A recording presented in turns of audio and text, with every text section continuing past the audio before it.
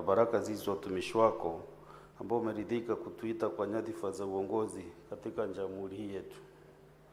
Tukuomba utujalie tuyatende na kufikiria mambo yote tutakayofikishwa mbele yetu kwa ajili ya haki na uaminifu, ili kustawisha amani, ufanisi na heri ya nchi yetu na wale ambao adha zao umezikabidhi mikononi mwetu. Amina.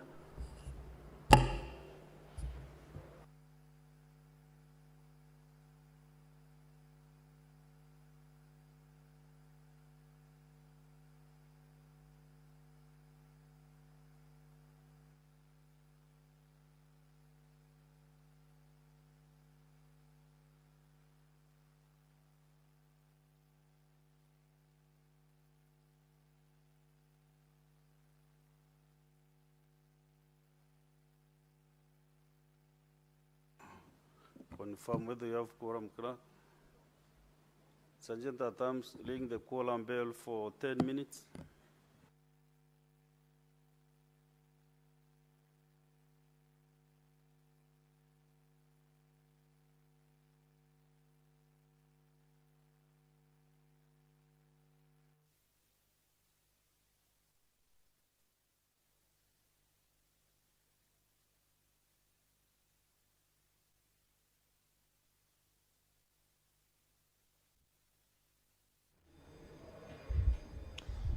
The business of the Senate has commenced this afternoon,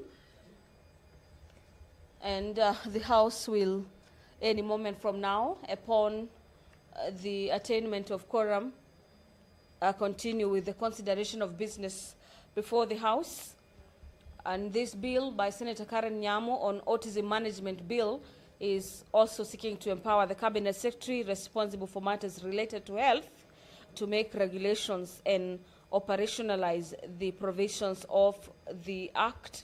This is the Act on Autism that is seeking to ensure that policies are set and put in place to assist Kenyans living with that condition of matters autism. But away from that, the Senate will be continuing with the debate on the State of the Nation address by the President. This afternoon will be marking the last day of that debate. It is a debate that began for the better part of yesterday afternoon session, took the huge chunk of the Senate business during the morning sitting, and the business is once again coming up for debate. And after the conclusion of the time allocated for debate, or once all senators present who wish to make their remarks in regards to the President's State of the Nation Address 2025, the mover will be called upon to reply. This mover is the Senate leader of the majority party. There are a number of bills lined up for consideration in the Committee of the Whole. They are the Cancer Prevention and Control Amendment Bill, the Labor Migration Management Bill number 2 of the Senate, the County Government's Election Laws Amendment Bill, the Nuts and Oil Crops Development, and the County Library Services Bill, Bill number 40 of the year 2024 by Senator Joyce Correll. The report on the Standing Committee on Matters Roads, Transportation and Housing on a petition by Mr. Francis Otieno regarding the compensation for sugarcane crop damaged by the Department for Public Works, Roads and Energy, as well as Transport in Oriang in Siaya County is coming up for debate this afternoon, where the senators will be debating the report that was arrived at after the Committee on Roads visited the area in Pap and Oriang in Siaya County, following a petition by Mr. Francis Otieno regarding issues to do with compensation of sugarcane crop that was damaged by the Department of Public Works. Consideration of the report of the Standing Committee on Health on the county oversight and networking engagements in Laikipia County and Meru counties is also coming up for debate this afternoon. This is a debate courtesy of the motion by the Chairperson Standing Committee on Matters Health after the Committee on Health visited the counties of Laikipia and Meru in regards to oversight on the health sector.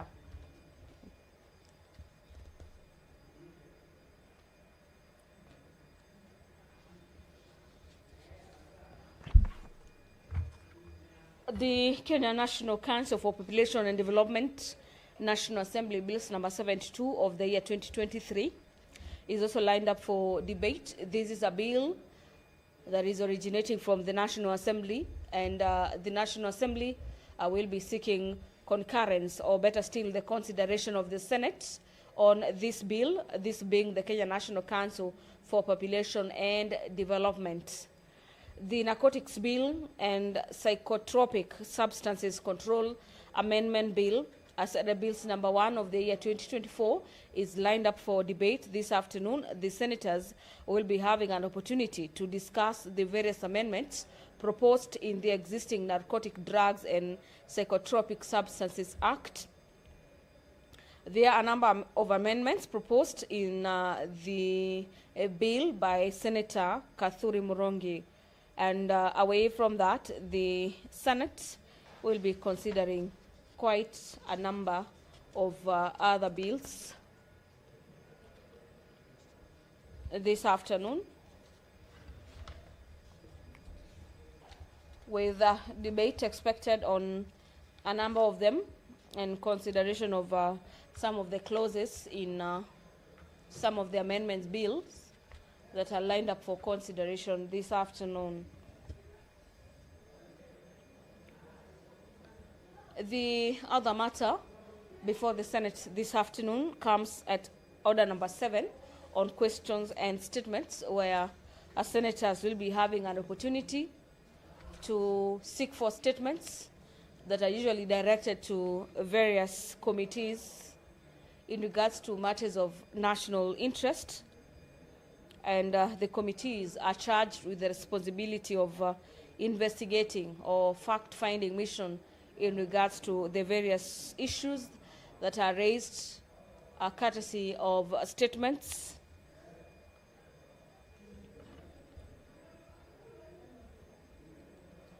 Messages is another aspect that features heavily in the order of business at the Senate. And in the event there is any message from the corresponding house, that is the National Assembly, the Speaker will be communicating that to the Senate or to the members of the Senate. Similarly, any messages from the Office of the President and the county governments or the county assemblies, if there is any matter pertaining impeachments of county bosses, that is delivered to the senators, courtesy of the messages as well as communication from the chair, in this particular juncture being the Speaker. The Livestock Protection and Sustainability Bill, Senate Bills number 32 of the year 2024 by Senator Alelegwe Lumbetsi, the Senator for Samburu County, is lined up for debate this afternoon. The members of the Senate will also be debating the County Wards Equitable Development Bill. This is Senate Bills number 20 of the year 2024 by Senator Karungo Dhangwa and Senator Godfrey Osotsi. On your screens, you can see senators streaming into the chamber this afternoon to ensure that the House has the requisite quorum to commence business this afternoon. And immediately that quorum is attained, I will be handing you back over to the Senate proceedings live from Parliament of Kenya. The quorum has been achieved, so allow me to hand you over. All the members, all the senators. Under majority senator. Read out the first under clerk.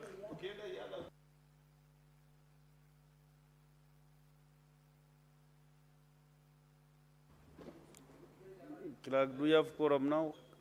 If yes, read out the first order, please. Order number 1, administration of oath. Next order. Order number 2, communication from the chair. Next order. Order number 3, messages. Next order. Order number 4, petitions. Next order. Order number 5, papers. Senate Majority Leader, you have a couple of papers to read.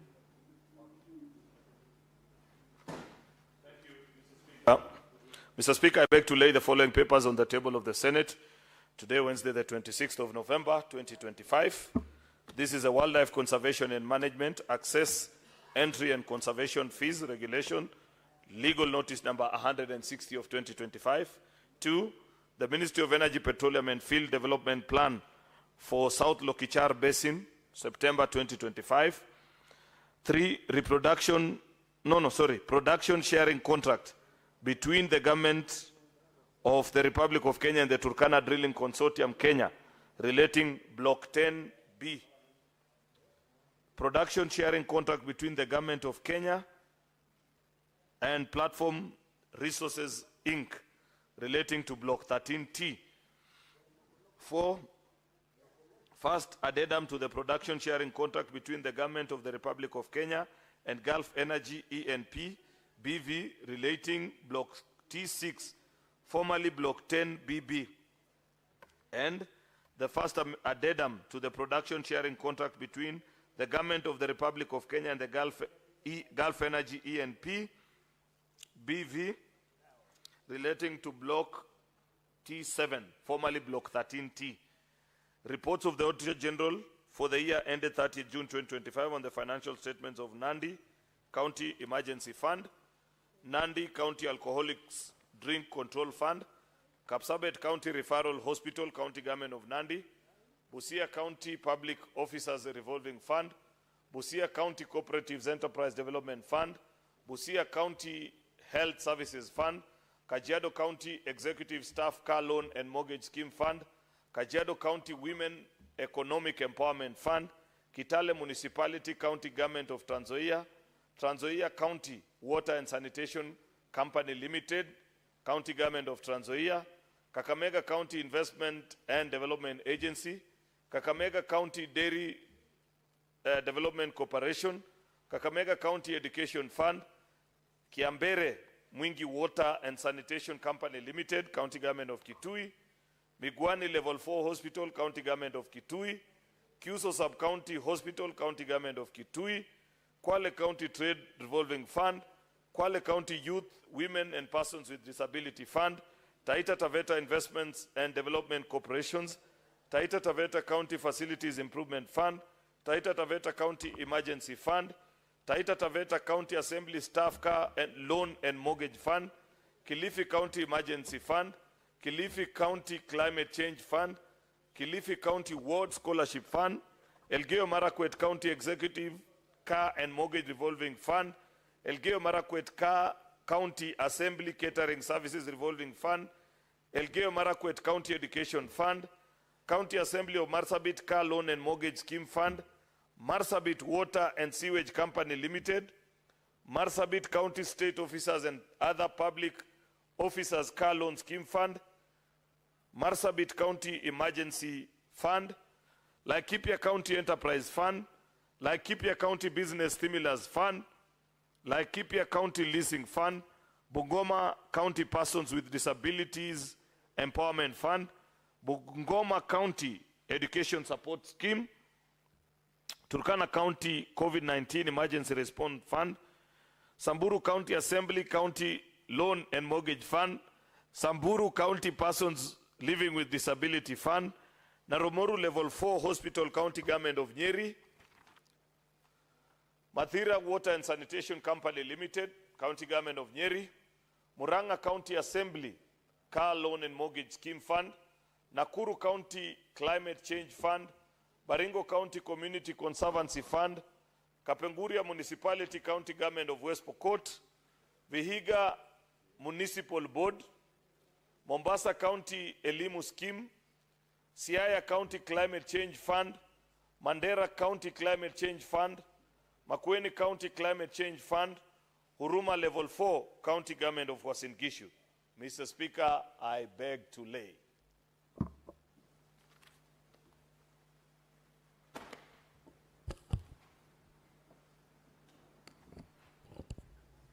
I have this communication to make, Honorable Senators. As you may have observed, the Senate Majority Leader has this afternoon laid on the table of the Senate, 1, the Minister of Energy and Petroleum Field Development Plan for South Rokicha Basin, September 2025.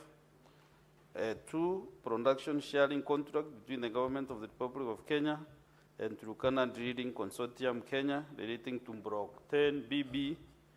3, production sharing contract between the Government of the Republic of Kenya and Platform Resources INC relating to Block 13T. First, addendum to the production sharing contract between the Government of the Republic of Kenya and Gulf Energy E&P BV relating Block T6, formerly Block 10 BB, and 5th, first addendum to the production sharing contract between the Government of the Republic of Kenya and Gulf Energy E&P BV relating Block T7, formerly Block 13T. These instruments have been tabled pursuant to Article 71 of the Constitution of Kenya, which requires that grant of a right or concession by or on behalf of the national government for the exploitation of any natural resources in Kenya shall be subjected to ratification by Parliament.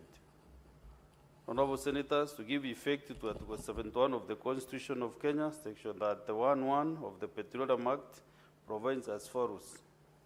The Cabinet Secretary shall, within 30 days of the approval of a field development plan submitted in accordance with the terms of a production sharing contract entered into under this Act, submit the production sharing contract together with the field development plan to Parliament for ratification in accordance with Article 71 of the Constitution. Further, Section 31(2) of the Petroleum Act provides that within 60 days, Parliament shall A, ratify the production sharing contract and the field development plan, or B, refuse to ratify the production sharing contract and the field development plan and refer the documents back to the Cabinet Secretary for consideration, stating the reasons for the refusal. In addition, in undertaking this responsibility, Parliament is required to undertake public participation in accordance with Article 118(1)(b) of the Constitution and Section 31(3) of the Petroleum Act. Honorable Senators, noting that the Standing Committee on Energy is mandated to consider all matters relating to energy, petroleum, and related sectors, I hereby commit the production sharing contracts and the South Rokicha Basin Field Development Plan from Blocks T6 and T7 to the same committee for detailed scrutiny, public participation, and consideration in line with the constitutional and statutory requirements. Honorable Senators, I wish to draw your attention to the provisions of Section 31(5) of the Petroleum Act, which provides that if Parliament does not make a decision under subsection 2 within 90 days, the production sharing contract and the field development plan shall be deemed to have been ratified. Therefore, notwithstanding the recess period, the Standing Committee on Energy will be expected to table a report on or before 10th February 2026 to enable the Senate to make a determination by 22nd February 2026. The Senate is so guided. Next order. Order number 6, notices of motion. Next order. Order number 7, questions and statements.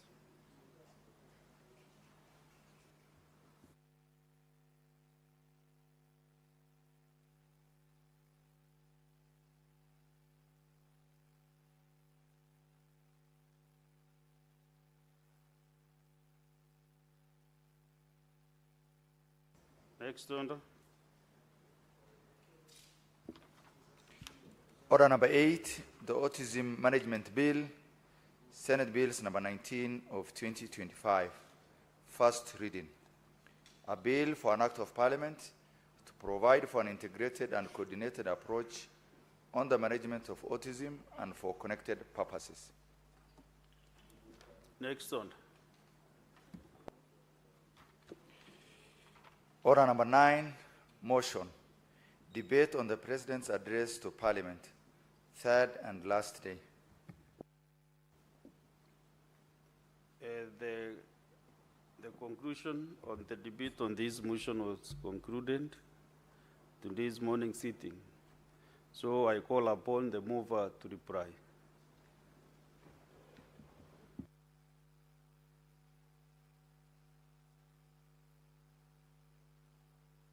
Mr. Speaker, in light of the earlier engagement, out of the 30 minutes that I have for replying, because there are 2 members who have requested that they want to speak, I request to donate to split the time into 3 so that Senator Sifuna does 10 minutes, Senator Chute 10, then I come and reply in 10 minutes, if you so permit.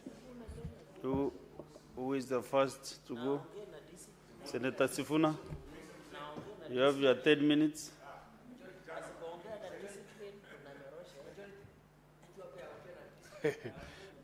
Honorable Speaker, thank you very much to the Majority Leader for donating that time. As you are aware, Honorable Speaker, the State of the Nation address was given last week. My position has always been that because the rules require that the President be heard in silence, those of us who might feel strongly to raise objections try and stay away from that debate. But I observed something very unique, Majority Leader, that this time around people were allowed to give feedback to the President when he was giving his speech.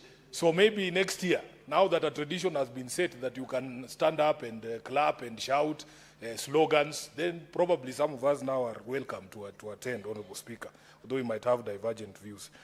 Honorable Speaker, I will start off by my expectation whenever it comes to the State of the Nation, because this is a duty under Article 132(1)(c) that requires the President to elucidate the measures taken and the progress that has been achieved in achieving the national values that have been set out under Article 10, and to publish that those measures and the progress in Kenya Gazette, and lastly, Honorable Speaker, to report on the progress in fulfilling the international obligations that Kenya has signed up to. Speaker, unfortunately for me, just from the beginning there, when you see the way the head of state framed his understanding of Article 132, there is already a problem, because, Honorable Speaker, instead of focusing solely on those 3 areas that have been highlighted under Article 132, he frames the conversation, starting off there in the first paragraphs about a vision that he has to sell and a story that he has to tell, speaks about affordable homes, factories, hustler fund, promises made and promises kept. Unfortunately for me, Honorable Speaker, my expectation is that in the order in which Article 132 is framed, the vast majority of the time that the President takes to speak to the nation should be actually to address the values that are in Article 10 and what his government has done in the period since he last spoke in Parliament. By the way, I have seen references here to previous years, including 2022, when my understanding is, because it is an annual address, in my view, he should restrict himself to the measures that he has taken as a government in the last 12 months since he spoke last to Parliament and the progress that has been achieved. In fact, Honorable Speaker, you have to go all the way to paragraph 12 of the speech for you to encounter just a mention of the values under Article 10.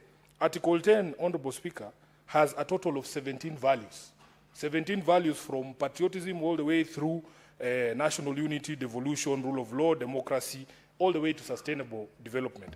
Honorable Speaker, therefore, it was a bit disappointing that that order was not, in my view, followed. So that you will see, Speaker, we have to come all the way to paragraph 26, from 24 to 26 there, when he's addressing the question of Kenya's meeting its international obligations. He has spoken about the Eurobond redemption, foreign reserves, international markets, Kenyans being upgraded by, Kenya's sovereign credit rating being upgraded by Standard & Poor's, and so on and so forth. But, Speaker, what is required under Article 132 is that you spend a bit of time in addressing these 17 values. And my position, having gone through this speech, Honorable Speaker, of those 17 values, I have counted less than 5 that the President addressed directly. And I also want to say that just mentioning or listing the values is not providing a report to the nation on the measures that you've taken and the progress that has been achieved in those, in achieving those values. So, Honorable Speaker, you come to the President's speech from paragraph 18 there. You will see that he goes straight on to say that in the address he will set out strategic choices, the reforms we will deepen, the sectors we will unlock, investments we will prioritize, which is futuristic language. These are the things that he's going to do. And in fact, Honorable Speaker, out of the 163 paragraphs in this speech, the President gave us the job of looking for these values in just 93 of those paragraphs. From paragraph 94, Honorable Speaker, all the way to 163, all he's talking about is his new vision, the promises that he's now making on questions like building of 50 megadams, 10,000 megawatts of electricity in the next 7 years, 2,500 kilometers of roads that he says is going to do all, 228,000 kilometers for tarmacking that he has identified. Speaker, therefore, for some of us, we struggled trying to find where these values are and what measures he has taken in the past 12 months to be able to achieve them throughout this speech. And I will go one by one, Honorable Speaker, so that you can be able to see that what I am saying is actually factual. Speaker, I have spoken about the rights themselves. So the first time he attempts to discuss measures that he has taken to address this, any of the rights, any of the, what are they called? Any of the values in Article 10 is at paragraph 59, where he says he's turning to discuss healthcare as the foundation of human dignity, one of those values in Article 10. Honorable Speaker, just this morning, those of you who read the newspapers saw the sad story of one Wanjiku Kabita, who is stuck in India because her family is unable to pay medical fees. She suffers from kidney complications. Speaker, to me, really you cannot gloss over the issues in health. We as a House, yes, pass certain laws to bring into existence of the social health assurance, but the conversation about SHA cannot be complete without addressing the challenges that SHA is facing.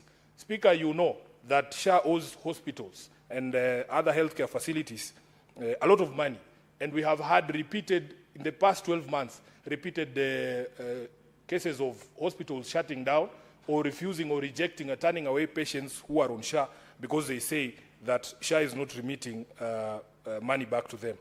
You remember the rural and urban private hospital associations has had in the period between January and this month had more than once threatened to actually go on strike because these monies were not being remitted. Just the other week, I saw a statement from the Catholic bishops as well, Honorable Speaker, calling on the government to remit monies owed to faith-based health facilities. So these challenges, you cannot have a conversation about healthcare, and he has said is the foundation of human dignity, without addressing the indignity that Kenyans continue to face because of lack of affordable care. Last week, I think this House was again discussing a statement from the Senator of Kiambu about mothers and newborns still being detained in hospitals because, Honorable Speaker, we do not have sufficient funding from SHA to be able to take care of these bills. Then, Honorable Speaker, the second one, he spoke about the education sector. And, Honorable Speaker, everybody knows the issues that have bedeviled the education sector in the past 12 months. Speaker, as we speak today, the JS interns who are supposed to be employed on permanent and pensionable, their contracts are expiring this December. Now, one cabinet secretary stood up and told the teachers that there was about 6 billion. That was the CS for Treasury.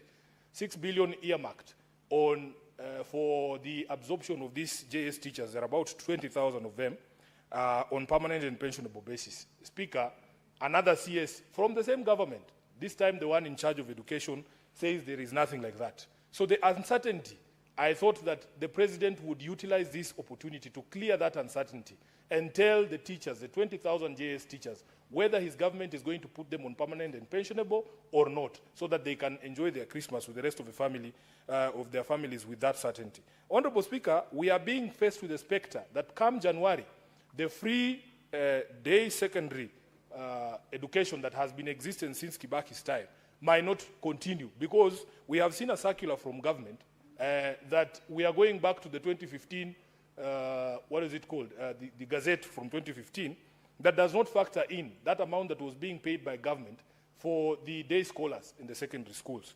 Now, a president who has such an opportunity, I thought he would take that time to be able to calm the nerves of the anxious parents in this country and tell them that there will be no removal or the discontinuation of the free day secondary education in Nairobi. We also had, in the past 12 months, Honorable Speaker, strikes in our universities that have affected, especially the first years who are reporting.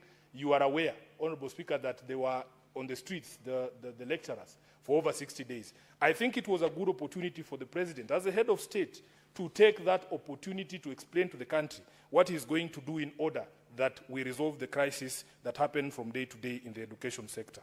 I want to move very quickly, Honorable Speaker. If you go to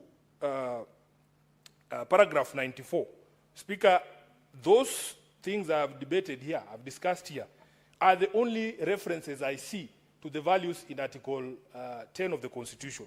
So from paragraph 94, where the head of state says, having set out the work of the last 3 years, it would be easy, almost comfortable to pause, congratulate ourselves, and settle into the warmth of modest progress. Now, from this particular paragraph, Honorable Speaker, he believes that he has fulfilled the requirement under Article 132(1)(c) of reporting on the measures his government has taken and the progress that has been achieved, which I argue has not happened. From there on, Honorable Speaker, we get into discussions. I think there are at least 15 to 20 paragraphs here where the president is just talking about the history of the Asian tigers. This is 20 paragraphs. That Asian tigers debate, Honorable Speaker, has nothing to do with the values in Article 10. Then, of course, the favorite conversations are around things that allow for, people to be able to engage in construction. I think the president's favorite thing is construction. He has told us himself that housing and markets and the others are his favorite thing, and they are the indicators that his government is working.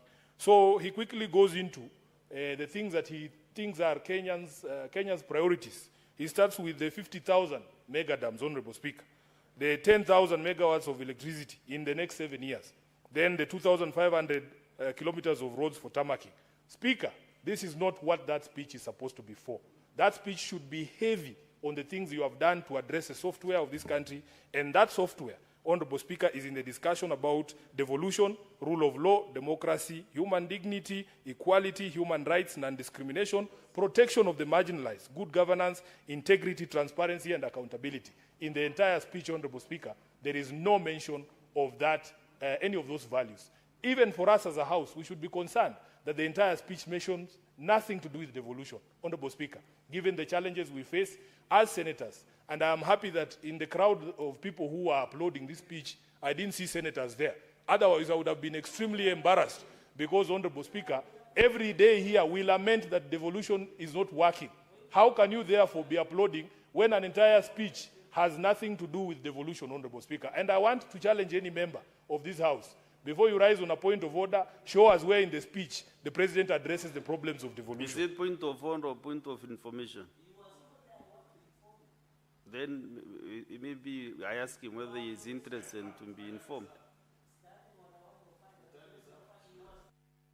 Can you conclude within Honorable 1 Speaker, minute. I don't want to be informed by Senator Cherargei because I was watching those proceedings from the safety of my bar. I didn't see the senators. And if there were senators who are uploading a speech that has no mention of the problems of devolution, shame on you. And you should not ever complain here again about whether devolution is working or not working, because how can you upload such a speech? I thank you, Honorable Speaker. Thank you for donating time to me. Next, Senator Chute Mohammed. Thank you very much, Honorable Speaker. Allow me also to make my statement on the State of the Nation address delivered by His Excellency, the President of the Republic of Kenya, His Excellency, Dr. Ruto. Allow me also to commend His Excellency, the President, on comprehensive, visionary, and strongly grounded and worded address. I also would want to emphasize on a few remarks made by His Excellency.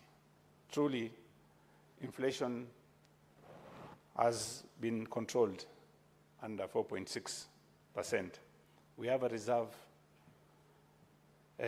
of 12 billion shillings. That is very stable and progressive. Honorable Speaker, if you look at agriculture, I have a farm in Naivasha. And because of, I know Senator Cherargei is shocked. I have a farm in Naivasha. Yes, I have a farm in Naivasha, near the President's farm. So, because of the cost of fertilizer, yes, we are neighbors.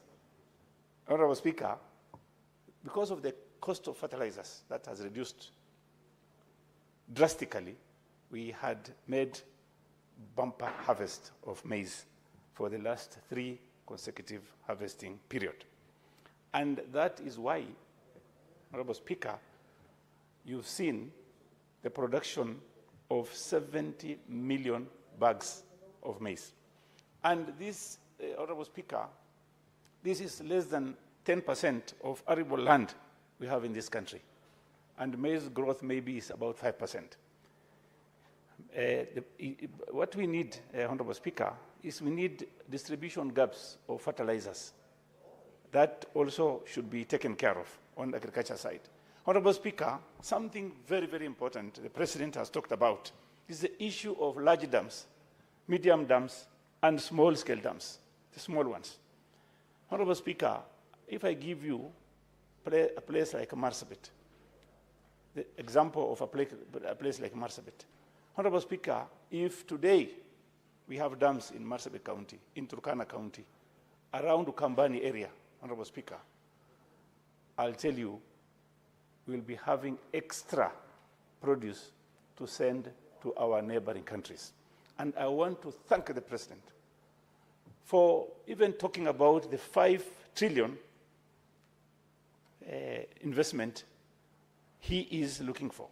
And he has broken them into small pieces on how this money will be generated. And I really support that. And the reason why I should support this is today, or for the last many years, we've been being fed by relief supplies in Marsabit County, Wajir County, Mandera County, Turkana County, and many other northern counties. And if we have dams, the program he has shown, if that program is going to be successful, then I will tell you today this country will change. Honorable Speaker, on the issue of Social Health Authority, SHA, Honorable Speaker, recently I had, some months back, had a patient who was brought to Nyeri, and he was operated on. He had 2 surgeries. And both surgeries, Honorable Speaker, were paid for by SHA, the tune of 800,000 shillings. And this is an old man who is very poor. Although we've added some few coins on top of what SHA has given, I think that is a very positive move, and maybe in future, in the near future, looking at the vision of the president, I think the whole country will be covered by SHA. When we were in Logologo, Marsabit County, on Sunday the other week, the president was there. The president said, in Kiswahili, muende hospitali, SHA mi ndio nitalipa pesa. Says, go to the hospital, SHA will pay you, I will pay you. And I was asking, how can this happen? Then yesterday, I had a time to go and sit with the SHA CEO, and I asked her what that meant. And she told me very clearly, anything from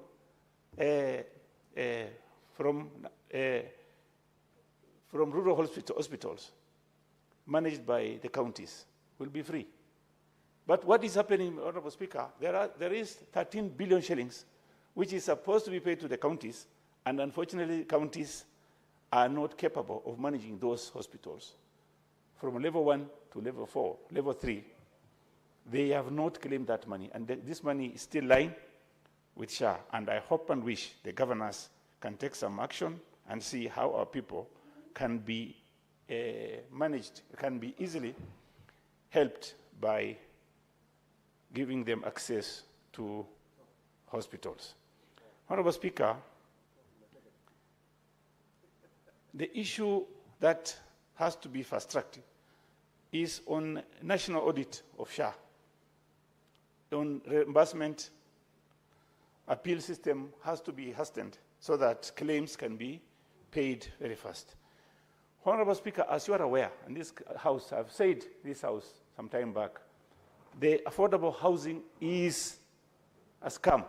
I want to retract that wording now because I have seen units being built in Nakuru, Eldoret, Mombasa, Nairobi, Marsabit, Isiolo, Meru, everywhere. And people, our people are really happy. And something the president has forgotten to mention, Honorable Speaker, we have commercial developers doing a lot of development in this country. If you go to Isili, South C, South B, Parklands, Kilimani, and many, many other places, they have invested heavily, and this is a huge contribution to this country. That is what should be also, the president should have mentioned that they have contributed heavily to the development of this country. Honorable Speaker, there is issues we need to also discuss about universities. Funding model still is a challenge. I think the president needs to work on that one and see, definitely through the Treasury, Ministry of Education, to see how this can be rescued. Honorable Speaker, let me come to cost of living. Honorable Speaker, if you look at electricity cost in Ethiopia, is 1 birr per kilowatt hour. That means it's about 90 cents Kenya shillings per kilowatt hour. What do we have in Kenya, Honorable Speaker? 27 shillings per kilowatt hour. How do you expect the cost of living to be lower than any other East African countries? Let me give you an example of Ethiopia. The electricity capacity they are producing, Honorable Speaker, is 13,000 megawatts plus. What do we produce in Kenya? 2,700. You've heard the president talking about rationing. Imagine countries like Ethiopia, if you talk about rationing, they will be laughing at you. They have already given us 200 megawatts of electricity and 100 to Tanzania. So I will urge the president to talk to his counterpart, the Prime Minister, Ethiopian Prime Minister, and see if we can be given more supplies of more electricity into Kenya, because we have got a line which is capable of taking 2,000 megawatts. Honorable Speaker, the cost of living will not go down because of the issues of wealth. This needs to be tackled. If you want to, I don't know after how many years, if you want to take the model of Singapore, there are so many things we must do. And The president cannot be one-man army. He has to be, he has a vision. He's trying to tell his visions to us. But we have to, as politicians, as people of this country, we have to support him to make sure that his vision and dream comes through. That is how we are looking at Singapore. The other issue, Honorable Speaker, in Marsabit, there are so many roads that has told. Because of securitization of the money, he borrowed 75 billion. All those roads are now operational.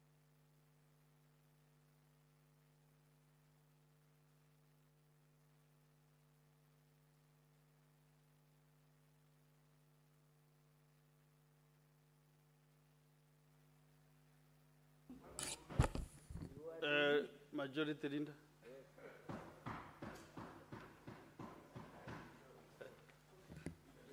Mr. Speaker, why are you too stern today? What is the problem? You are too strict.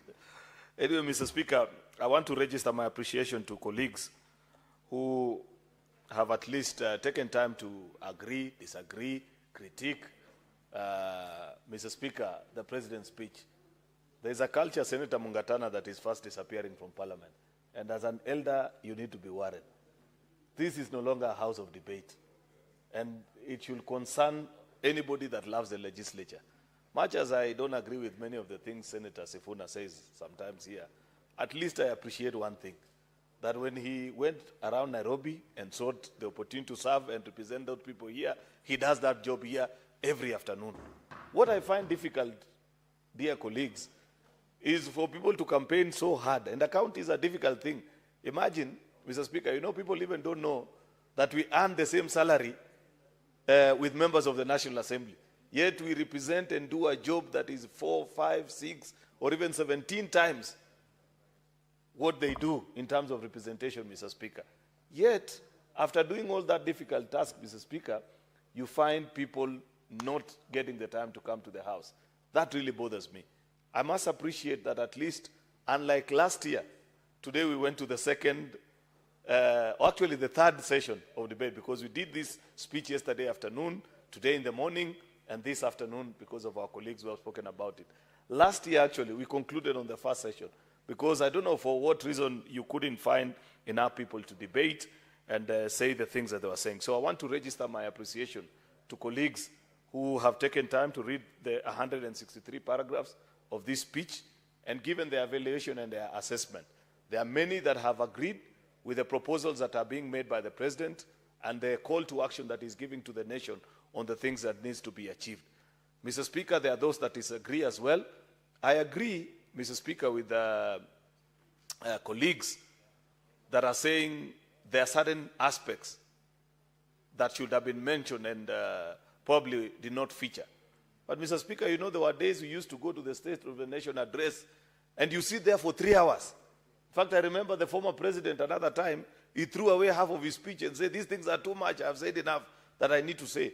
But when you are a leader that appreciates what you are saying, Mr. Speaker, you limit yourself to that which you feel is most fundamental at that particular time. And I feel strongly, Mr. Speaker, that the President took time to address the issues of the progress that his administration has made the last 3 years, and now setting the solid foundation for what we need to do in the years that are coming. Mr. Speaker, we must appreciate that what part of the biggest deficiency that this country suffers is that we want to politicize everything. That we reduce our national conversations to be, you must win or I must lose conversations, Mr. Speaker. We must rise and get to a point of having a vision that we agree to as a nation. And then we all aspire. And it will not matter who is president, who is senator, who is governor. We just know that these are the things that we are focusing on for the next 10, 15, or 20 years. Mr. Speaker, you know, many times when people speak about the things that have happened in this country, you would think that there was no country before 2022. There was a nation. There were challenges. If you speak about the education sector, for example, is it not true, Mr. Speaker, that in the last 3 years under this administration, what is the biggest challenge that many of the constituents, for example, the people that I represent in this house, ask us about? They tell you that we need enough teachers to teach our students, because the worst thing that can happen to a parent is to send your child to a public institution and there's no teacher to teach them. We were in a situation, Mr. Speaker, where in certain schools, you are finding that one teacher was teaching 3 or 4 subjects because there are not enough people. The progress that has been made of employing close to 80,000 teachers up to this point is significant progress and need to be noted. The second thing, Mr. Speaker, that we struggle about is infrastructure. I went through public education, and I know today when I visit, for example, Unity Primary School, where I went to school, Mr. Speaker, I feel troubled because the kids squeeze themselves in a tiny little room, close to 100 children, particularly in cities, a place like Nairobi here, Mr. Speaker, where many children go to public institutions, Mr. Speaker, don't have sufficient infrastructure. This government has put in place the sufficient resources first to build across the country 23,000 classrooms to take care of the transition that is happening from the former education 844 to CBE, competent-based education, Mr. Speaker, and the rest of the things that need to be done. Therefore, you can record, and that's what we have said. While it is good to say the things that are not up to par in all our sectors, we must never forget where we have come from and what has been done. You can say the same about the health sector. Speak to your governor, Governor Mutuma, and he will tell you, Mr. Speaker, that part of the bigger problem that many of our county hospitals used to face from the defunct NHIF is that when they offered services to citizens, many of our public hospitals would actually wait for a year or 2 before being paid. That is no longer the case. We have challenged, and I'm happy because we are all in this house, and I hope C.S. Duale meant what he said when he promised us that before the end of the mandatory 1 year, 3 months period that we have given them under the Section 43 of the Social Health Authority Act, he will bring a report to this house. And I mentioned to him and I said, I want to see that report detailed, name by name, the institutions that have been compensated in my own county. Because I want to go there and see Cheborgei Health Center. How much in compensation have they received over the last 1 year? Because that is the only way you're going to build a credible public health infrastructure, Mr. Speaker. One that is supported by payments from the national coverage that citizens are receiving. As we speak today, Mr. Speaker, you cannot argue with the fact that there are 28 million Kenyans that are registered under SHA. They register themselves, 50,000 of them each day. Do you know why they are registering? It's because they hear from their neighbor that when I was unwell, my bill was 600,000-700,000, SHA paid for me 200,000 or 300,000. And that means a lot to the ordinary folk in the village. Mr. Speaker, we must establish ways through which we will provide medicine in our health facilities. It is the biggest concern each time, it's the biggest concern that citizens raise, for example, with me as a representative each time when I speak in public engagements and ask them to register on SHA, because they tell me, then tell the governors to put medicine in the hospitals, because it's not sufficient just to walk there. Mr. Speaker, there have been arguments that have been made also about the lack of address to national values and principles of governance. My colleague, Senator Sifuna, the last paragraph of that article that you read speaks about sustainable development, development that transitions from one generation to the other. I believe that is what the president is speaking to in the last 45 paragraphs of his speech, the things that we must do as a republic. And he asked the questions in this speech, Mr. Speaker, that, for example, when we did privatization of Telcom, when we did privatization of KenGen, when we did privatization of Safaricom, where did those funds go? We consumed it all in salaries. That's why we are saying we must be a people that inflect and reflect and learn from the mistakes of the past. That's why we are proposing this time and saying that if we carry out any privatization like what is being done with Pipeline and all the rest that are following, we must put it in a national sovereign wealth fund like other countries do, funds that will only be invested in making our country better. I believe that is part of sharing the burden from one generation to the other, and so many other things that can be done. What I want to challenge in conclusion, Mr. Speaker, because I know my time is up, and I don't want to speak a lot because my colleague have said very, very important things, is as a house, what I expect us to do come 2026, Mr. Speaker, is in so many of these solid programs that are being proposed, Where I feel we have let the people of Kenya down is on our oversight as an institution of governance in this country, Mr. Speaker. There are many programs, Mr. Speaker, that have been done and they are running out within the circles of public, Mr. Speaker, yet there are questions that citizens continue to raise, which they expect that us as their representatives, we will speak about them to fine-tune, from the affordable housing program to social health to this one of the sovereign wealth. Senator Mungatana, we must be the voice that continue to check and ensure the dream that we had when we passed those laws is implemented to the letter. My dear colleagues, there is what the executive can do. There is what also we must do as a legislature. And it is not in our place. We must compete. For example, I have challenged and I have told the House that as we receive the reports of, for example, the markets and the houses that are being built across the country, we must see the national spread. You must see significant markets of 700, 800, 900 million shillings being built in Tana River the same way they are being built in other parts of the country. That is our duty. And we must ensure that as the president and the executive do their part, we also do our part, Mr. Speaker. That is what we are called upon to. Mr. Speaker, I beg to reply and do ask my colleagues to take note of the fact that besides the speech of the State of the Nation, Mr. Speaker, that the President gave, there are other reports that are also tabled alongside, including the report on the state of security, the report on the progress made in fulfilling international obligations. Those are very important, Mr. Speaker, because, for example, why I'm speaking, Speaker, allow me just 30 seconds to say this, is because, for example, I know Kenya signs, what are they called? The name disappears from my mind right now. The economic agreements, CEPA, comprehensive economic partnership agreements with other countries, including countries like those in the Middle East, Mr. Speaker. It is the time has come for us as members of this House to look into the details of those agreements and see what the host countries give as their commitment, Mr. Speaker, in ensuring that the fundamental rights of the citizens from this country that work in those countries are guaranteed, Mr. Speaker.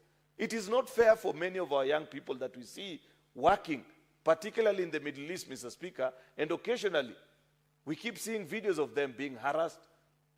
Some of them are killed, Mr. Speaker, yet it is without consequence. There must be a consequence to the host country, Mr. Speaker, because all those agreements are signed and approved and ratified by this House. Therefore, it is our duty to ensure that we follow through, to ensure that Kenyans who work in those countries, Mr. Speaker, their rights are guaranteed. With those many remarks, Mr. Speaker, I beg to reply. Finally, Mr. Speaker, pursuant to Standing Order number 66.3, I request for the Department of the putting of a question until a later date. I thank you. Very well. The putting of the question has been defined. We go to, okay, sorry. Honorable Senators, I want to reorganize order of business this afternoon. We defer order number 10 to order number 14. Those are committee of the whole. We go to order number 15. Order number 15, motion, report of the Standing Committee on Roads, Transportation and Housing on a petition by Mr. Francis Otieno regarding compensation to sugarcane crop damaged by the Department of Public Works, Roads, Energy and Transport in Pap Oriang in Siaya County. This motion was discussed on Wednesday, 19th November 2025, afternoon sitting. Senator Nderito Kinyua has a balance of 16 minutes if he is around. If he is not, then we go to Senator Mungatana Danson.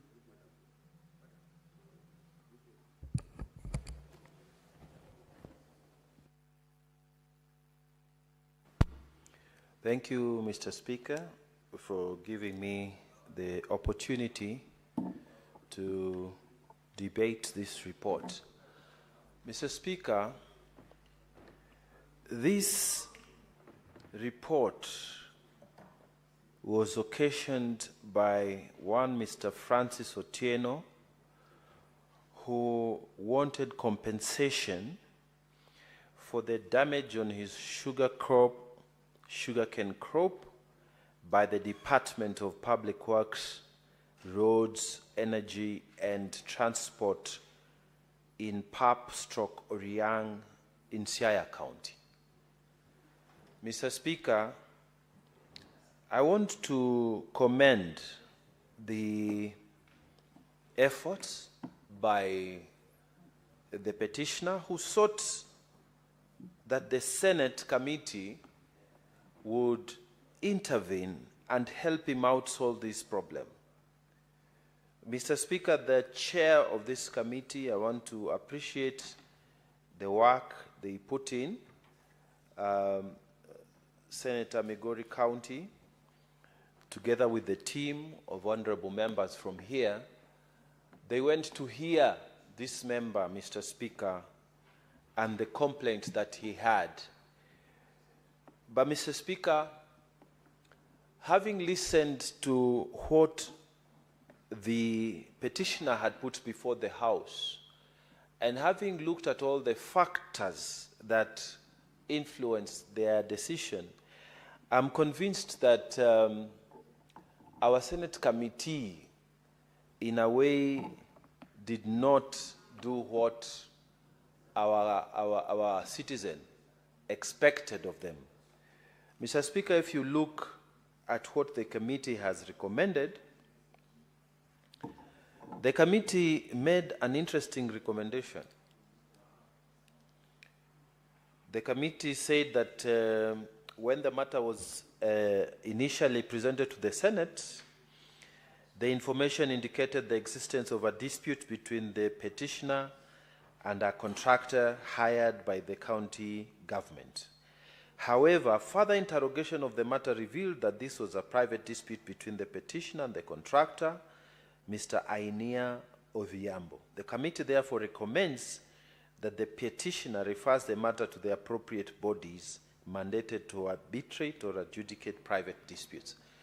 So, Mr. Speaker, the question that begs is that if you are seized of the matter and a citizen has come and made an appeal before the Senate committee and they have done all the due diligence, why can't the Senate committee at least give an opinion and give a finding that yes, there is a genuine complaint, that yes, the road was diverted from the initial direction to another direction, that yes, sugarcane crop valued this amount was destroyed, and that yes, the petitioner is entitled to compensation.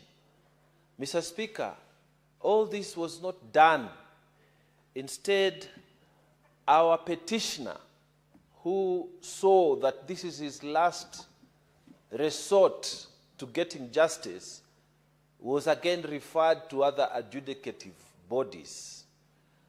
Mr. Speaker, I believe that we have power to deal with matters such as this, and an opinion of the Senate committee, which we would adopt here in the House as the opinion of the Senate, would have added weight, even if it would have meant that the petitioner should follow up with other due processes. It would have added weight. But, Mr. Speaker, for the committee to tell us that they should just ask the petitioner to simply go to other adjudicative bodies, I feel that justice was not meted to the petitioner, the citizen who came before the Senate. And, Mr. Speaker, if this was the case from the very beginning, they should have said this at the very beginning. But to take time and get a citizen to put all the effort and then you leave him high and dry, I don't think this is the correct thing that the committee did, Mr. Speaker. And maybe going forward, we need to review our approach to these matters. But having said this, Mr. Speaker, I want to tell the petitioner that he should not give up that what you have done, your work that you have done, your sugar cane must not go to waste.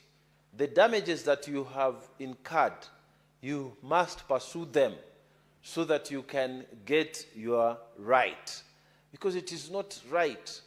Mr. Speaker, when a farmer goes into the processes of farming, they spend a lot of money, Mr. Speaker. They spend a lot of energy, Mr. Speaker. And for some of us, it's also emotional when you see the crop coming up and the way it is looking green and the way it is swinging with the wind in our custom. People have created songs about food crops. When the rice is swinging in the air, Mr. Speaker, our people have created songs. There is cultural attachment to crop for those who are serious farmers. So, Mr. Speaker, for your crop to just be damaged, not by natural resources, natural circumstances such as flooding or change of weather or excess rains, but by a tractor that comes just because they have decided to change the road. They come into your land, and as they came to the petitioner's land here, Mr. Speaker, it is wrong.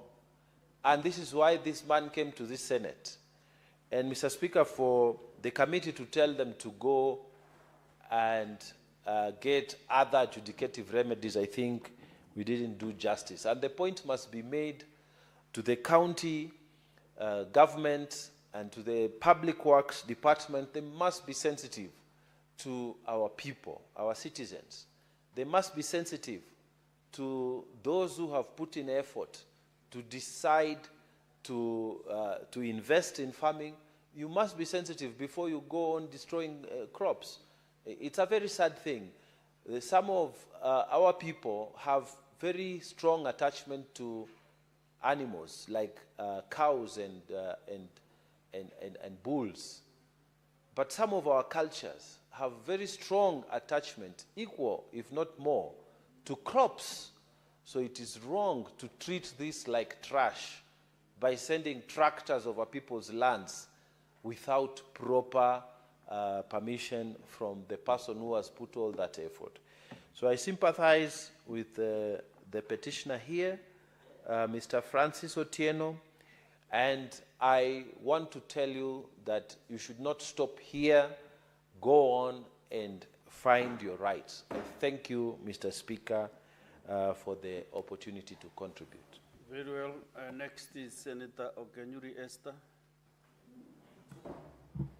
Anyeni. Thank you, Mr. Speaker.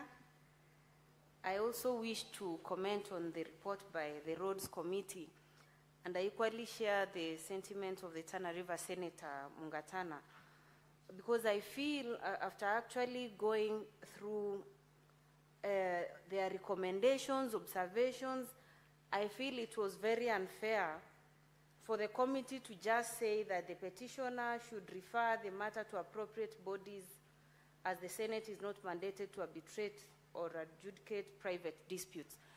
Mr. Speaker, the bottom line is that Mr. Otieno never received justice. So just by us as a committee ignoring, I think the committee deserved to go a step further and even try to give some kind of reprieve or advice for Mr. Otieno, because Mr. Otieno in this matter is a member of the public, and when members of the public come to the Senate, they hope, like we as their representatives, are going to look into their issues and speak on their behalf. So we can also not be part of the tossing that they are undergoing out there, Mr. Speaker, because for them to come to Parliament, they are looking at Parliament as the last resort for them. So, Mr. Speaker, I feel like for me, the committee recommendations are not convincing enough, because Mr. Otieno has not received the justice that he needed, because some of the facts are not disputed. Like the sugarcane was destroyed, they have not disputed that. So when you say he needs to look for other avenues for him to get compensation, I really fail to understand, because already it's been proven that his sugarcane was destroyed and different assessment was done, and what is the discussion here is there were different amounts of compensation that were actually suggested. Maybe that should have been the point of discussion, not tossing him around to look for other avenues of getting redress, Mr. Speaker. So I share my views that the recommendations are not satisfactory. Thank you, Mr. Speaker.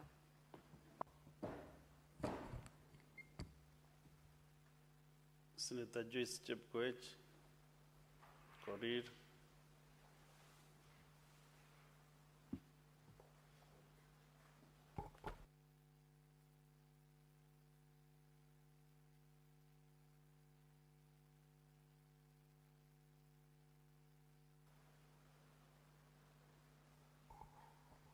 Mike?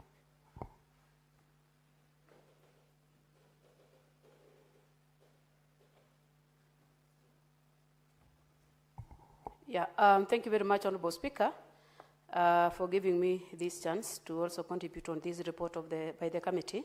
Honorable Speaker, I would want to stand with the rest of the members in terms of how the committee has handled this matter, and I want to say that, Honorable Speaker, that since the matter is before the Senate, it would be prudent for this House to give justice to Mr. Otieno, and I would want to request, Honorable Speaker, that the committee should move further in terms of having a thorough investigation and fact findings to see the best way forward in terms of making sure that justice is served to Mr. Otieno, Honorable Speaker. Otherwise, Honorable Speaker, I submit. Thank you. Sorry. Honorable Senators, there is no other senator willing to contribute to this motion. Therefore, we defer, move her to reply. We defer that bit until maybe next time. Next one.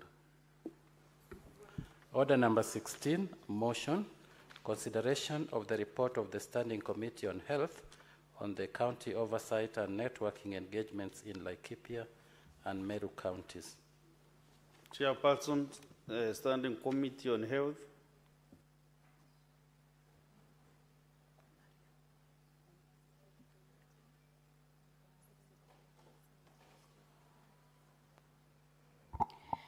Thank you, Mr. Speaker. On behalf of the Chair, let me move the motion.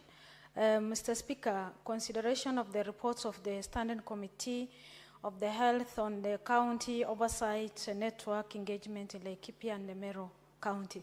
Mr. Speaker, these reports before the House contain the reports of the outcome of the comprehensive evidence gathering exercise undertaken by the Committee on Health to oversight deliveries of the medical service, public health sanitation in Laikipia and Meru County in 18th to 20th of June 2025.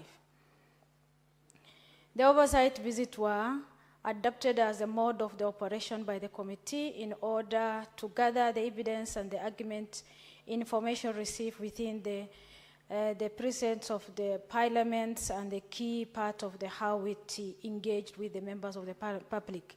Mr. Speaker, the primary objective of this engagement was critical to our oversight role, and these include to assess and state the quality of the infrastructure, the facility and hospital equipment and provision of the emergency service. Secondly, to assess the availability of the healthcare personnel, the gaps and the challenges faced by these counties regarding human resource for health.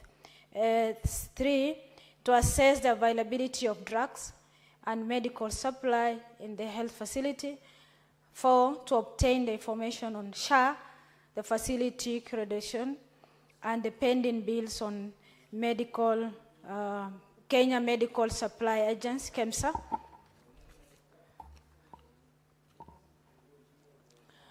With the committee identify the visit the following health facilities in the 2 counties we have visited.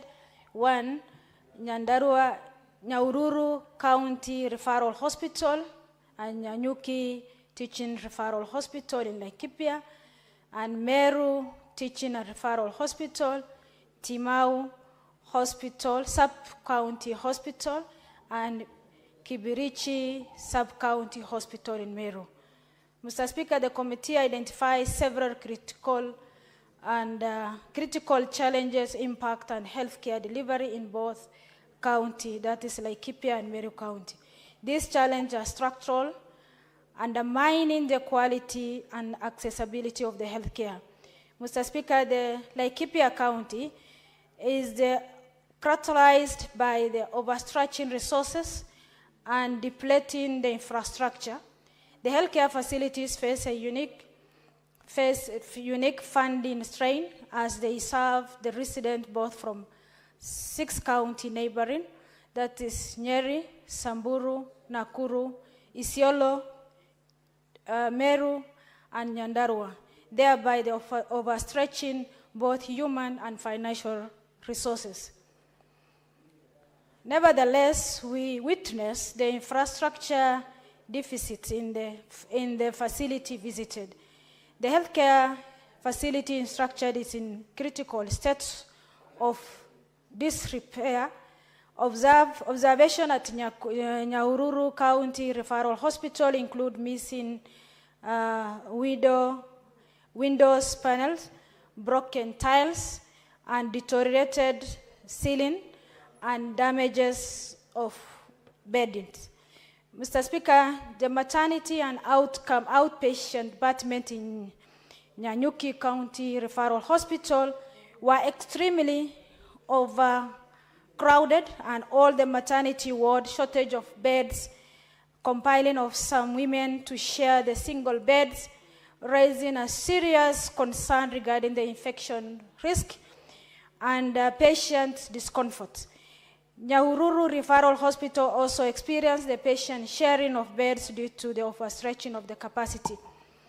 There is also a shortage of acute infant incubator in the newborn unit in Nyanyuki Referral Hospital, and the committee observed that the makeshift incubator, such as they are using a carton, that is a carton box, for reports for the incubators. Mr. Speaker, both facilities visited in Laikipia lack the operational ICU beds. The committee further observed that mortuary facilities are severely overstretched. Nyahururu County Referral Hospital designed for 18 bodies, but when we visited, there are 61 bodies. Nyanyuki Referral Hospital designed for only 12 bodies, but they are handling 62 bodies. Laikipia County also reported the persistent drug supply challenges from KEMSA, with all reorder level rated ranging between 50 and 70%. Insufficiency in management also leads to prevalence of the expiring pharmaceutical and unused medical stocks at both facilities. Sadly, incinerator at Nyahururu Referral Hospital was non-functional, resulting in hazard and accumulations of the medical and biohazard waste.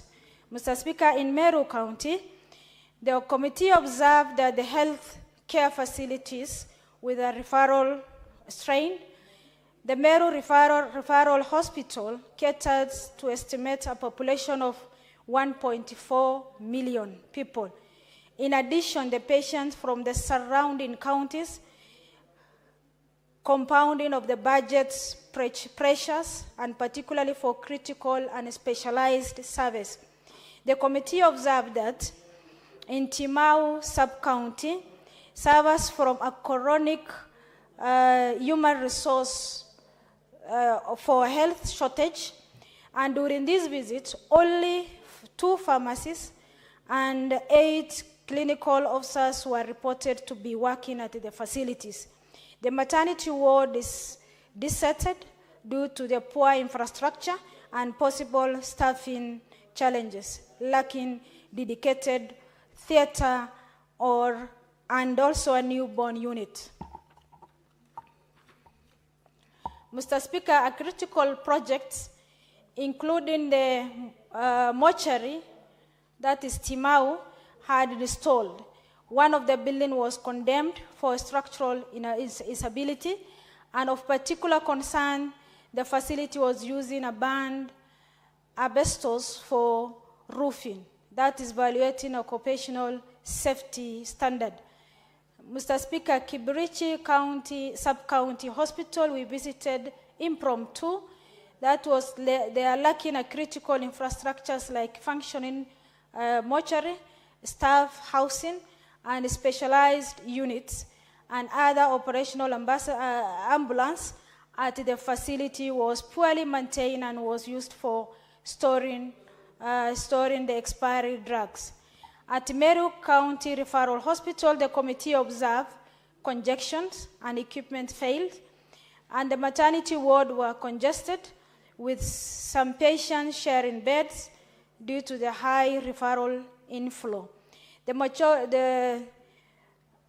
mortuary designed for 60 bodies, but they are having 200 bodies at the time of the visit, reflecting a wide infrastructural challenges. The committee also observed that the meds, that is equipment, that is ICU, HDU equipment provided under meds programs are out of services due to lack of maintenance support after the contract expired. The renal units, only 5 functioning. Hemodialysis machines out of 10 due to the lack of consumable and reagents. Mr. Speaker, committee also considered it is finding into 4 primary systematic challenges that are hindering the healthcare delivery in the devolution units. These include the health sector funding, the human resource for the health and the health infrastructure and provision of the management of the health product and technology. Both the county increased their health sector budget, funding remaining insufficient related to the magnitude of the devolved health needs and the population served. The majority of the health budget are consumed by the staff salaries and the drug supplies, leaving limited resource for the infrastructure development and the equipment acquisitions and the service expansions. The development allocations are frequently under-implemented and reallocated to recover immediate recurrent expenditure, resulting in incomplete projects such as mortuaries and incinerator.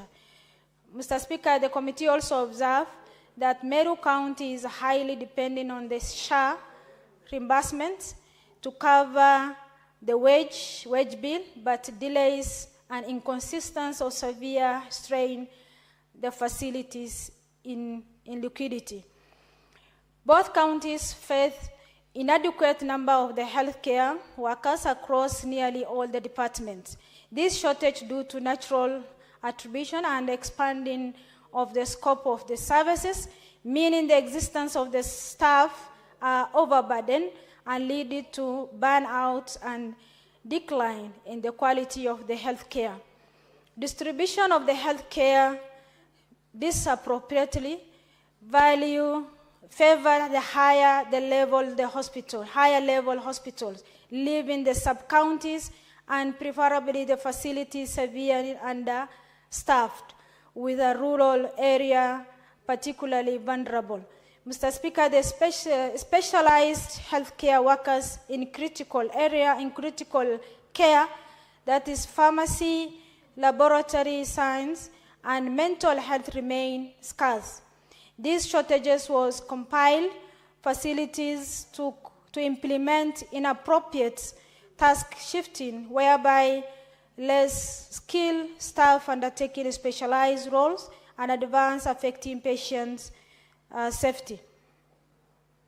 Facility infrastructures in critical states of disrepair, with significant defects observed, including missing the window panels and broken tiles and deflected roof, fallen ceiling, and condemning structures. The critical projects such as mortuary and the waste disposal system and ICU are either installed and incomplete. Mr. Speaker, sir, the committee also continue of using of banned materials such as asbestos roofing and compromised safety, inadequate waste management system explained by the non-working incinerator, having resulted in hazard accumulation of the waste. Mr. Speaker, the healthcare facilities lack essential equipment, demonstrating by the critical shortage of incubator beds and equipment and functional dialysis machines and outdated laboratory items. The absence of digital inventory and the supply chain management system has led to a frequent discrepancy between the record and actual stock level. This is sufficient restocking and contribution to the loss and the wastage. Accumulation of the expiry drugs was a common occurrence, frequently stored in unlocked or inappropriate locations. Mr. Speaker, most of the hospital we have visited, the expiry drugs are on the shelf of the pharmacy, resulting to the risk of accidental dispensing and posing the serious breach of the patient safety standard. The reports present comprehensive analysis and make firm recommendation aiming at strengthening healthcare system, enhancing accountability, and ensure investment translate into the tangible service delivery improvement. The committee recommends as directed to the key stakeholders. One is the Pharmacy and Poison Board must establish and ensure the robust protocol for pharmaceutical waste management and proper disposal of the expired drugs, and they must undertake a regular audit, ensure the expired drugs are prompt withdrawn and safety destroyed, table the audit reports to the Senate every 6 months. Furthermore, the PPB should implement a digital inventory management system across all the facilities in 47 counties to ensure retrievable and efficiency. The Council of Governors must direct all the county governments to expedite operationalization of the Facility Improvement Financing Act 2023 to enable retentions and transplant use of the facility-generated revenue for infrastructure and service upgrade. Meru County specifically needs to enact this legislation to retain the facility-generated revenue. The committee has also recommended the governor that Laikipia County must convert the healthcare workers under a short-term contract into a permanent and pensionable term, invest in a continuous professional development, and ensure a timely payment of the salary and statutory remittance to the improve the motivation and retention. The governor must also upgrade the healthcare facilities by expanding a unit, operationalization of the ICU, and completing and install projects such as mortuary and incinerator. Mr. Speaker, the challenges identify and overcrowded wards and critical equipment shortages and staff burnouts and a lapse in pharmaceutical safety demand, immediately attention and comprehensive commitment from all levels of the government. It is now my pleasure, Mr. Speaker, and duty and privilege to present these reports and the Standing Committee for consideration and approval of the House on Standing Order.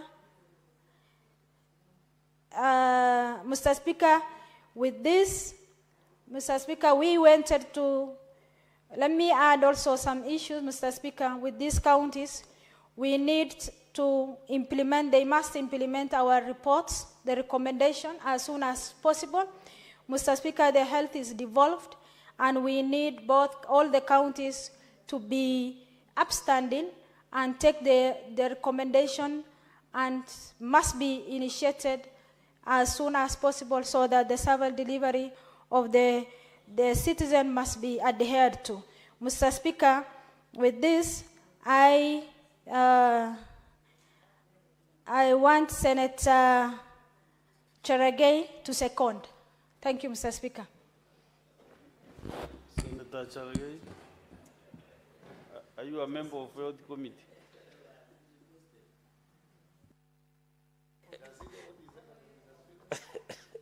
Mr. Speaker, thank you very much. I want to thank my sister, my elder sister, Senator Sheikh Omar, who is the Vice Chairperson of Health Committee, for ably moving. And I know, Mr. Speaker, you are very interested with this report because it touches on Meru also and Nanyuki.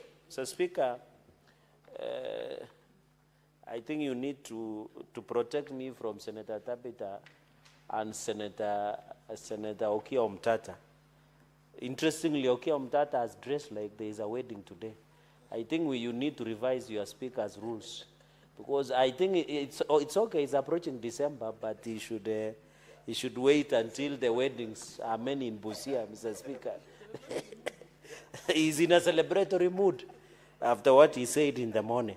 Mr. Speaker, as I rise to move, I am impressed by the report, and I want to request the Committee on Health to visit Kericho, to visit Nandi, to visit Nakuru, to visit all counties virtually. Mr. Speaker, I've already insisted that if we want to know the functionality of devolution, it's only one yardstick, the issue of health. If health is working, devolution is working. I remember when, I don't know whether Kericho County Referral Hospital has been open. How do you close an hospital? You know, if you want to see the wonders of world, just visit Kericho County. And you will be shocked. How do you close an hospital in Kericho? Mr. Speaker, I have never heard. It's like closing a police station. Even Nakuru War Memorial Hospital, Mr. Speaker. You know, I'm always surprised that the 7th wonder of wild beast migration is what is happening in the devolution sector in this country, Mr. Speaker. So I hope, Mr. Speaker, let us ensure devolution works. And I'm happy one of the committees that is defining this session of Parliament is Health Committee, Mr. Speaker. There are many challenges that is bedefiling this sector. Mr. Speaker, like when you look at Laikipia County, the issues, I think generally, I can just give an upshot, is the issue of a number of health workers across all. We have inadequate number. And Mr. Speaker, what shocks me is, for example, counties have gone beyond 35% that is recommended for the wage bill. In fact, like Muranga yesterday, Mr. Speaker, they asked 54%. Meru is above 35% that is provided by law. Nandi is approaching 60%. Kisii is approaching 60%. Nairobi is worse off. It's more than 35. Nairobi is going to the craziest numbers, Mr. Speaker. Yet when you go to hospital, you are being told there are no adequate staff to serve a critical sector. Like in Meru, like in Nanyuki, Mr. Speaker. Mr. Speaker, another issue is overburden and, burnout, Mr. Speaker.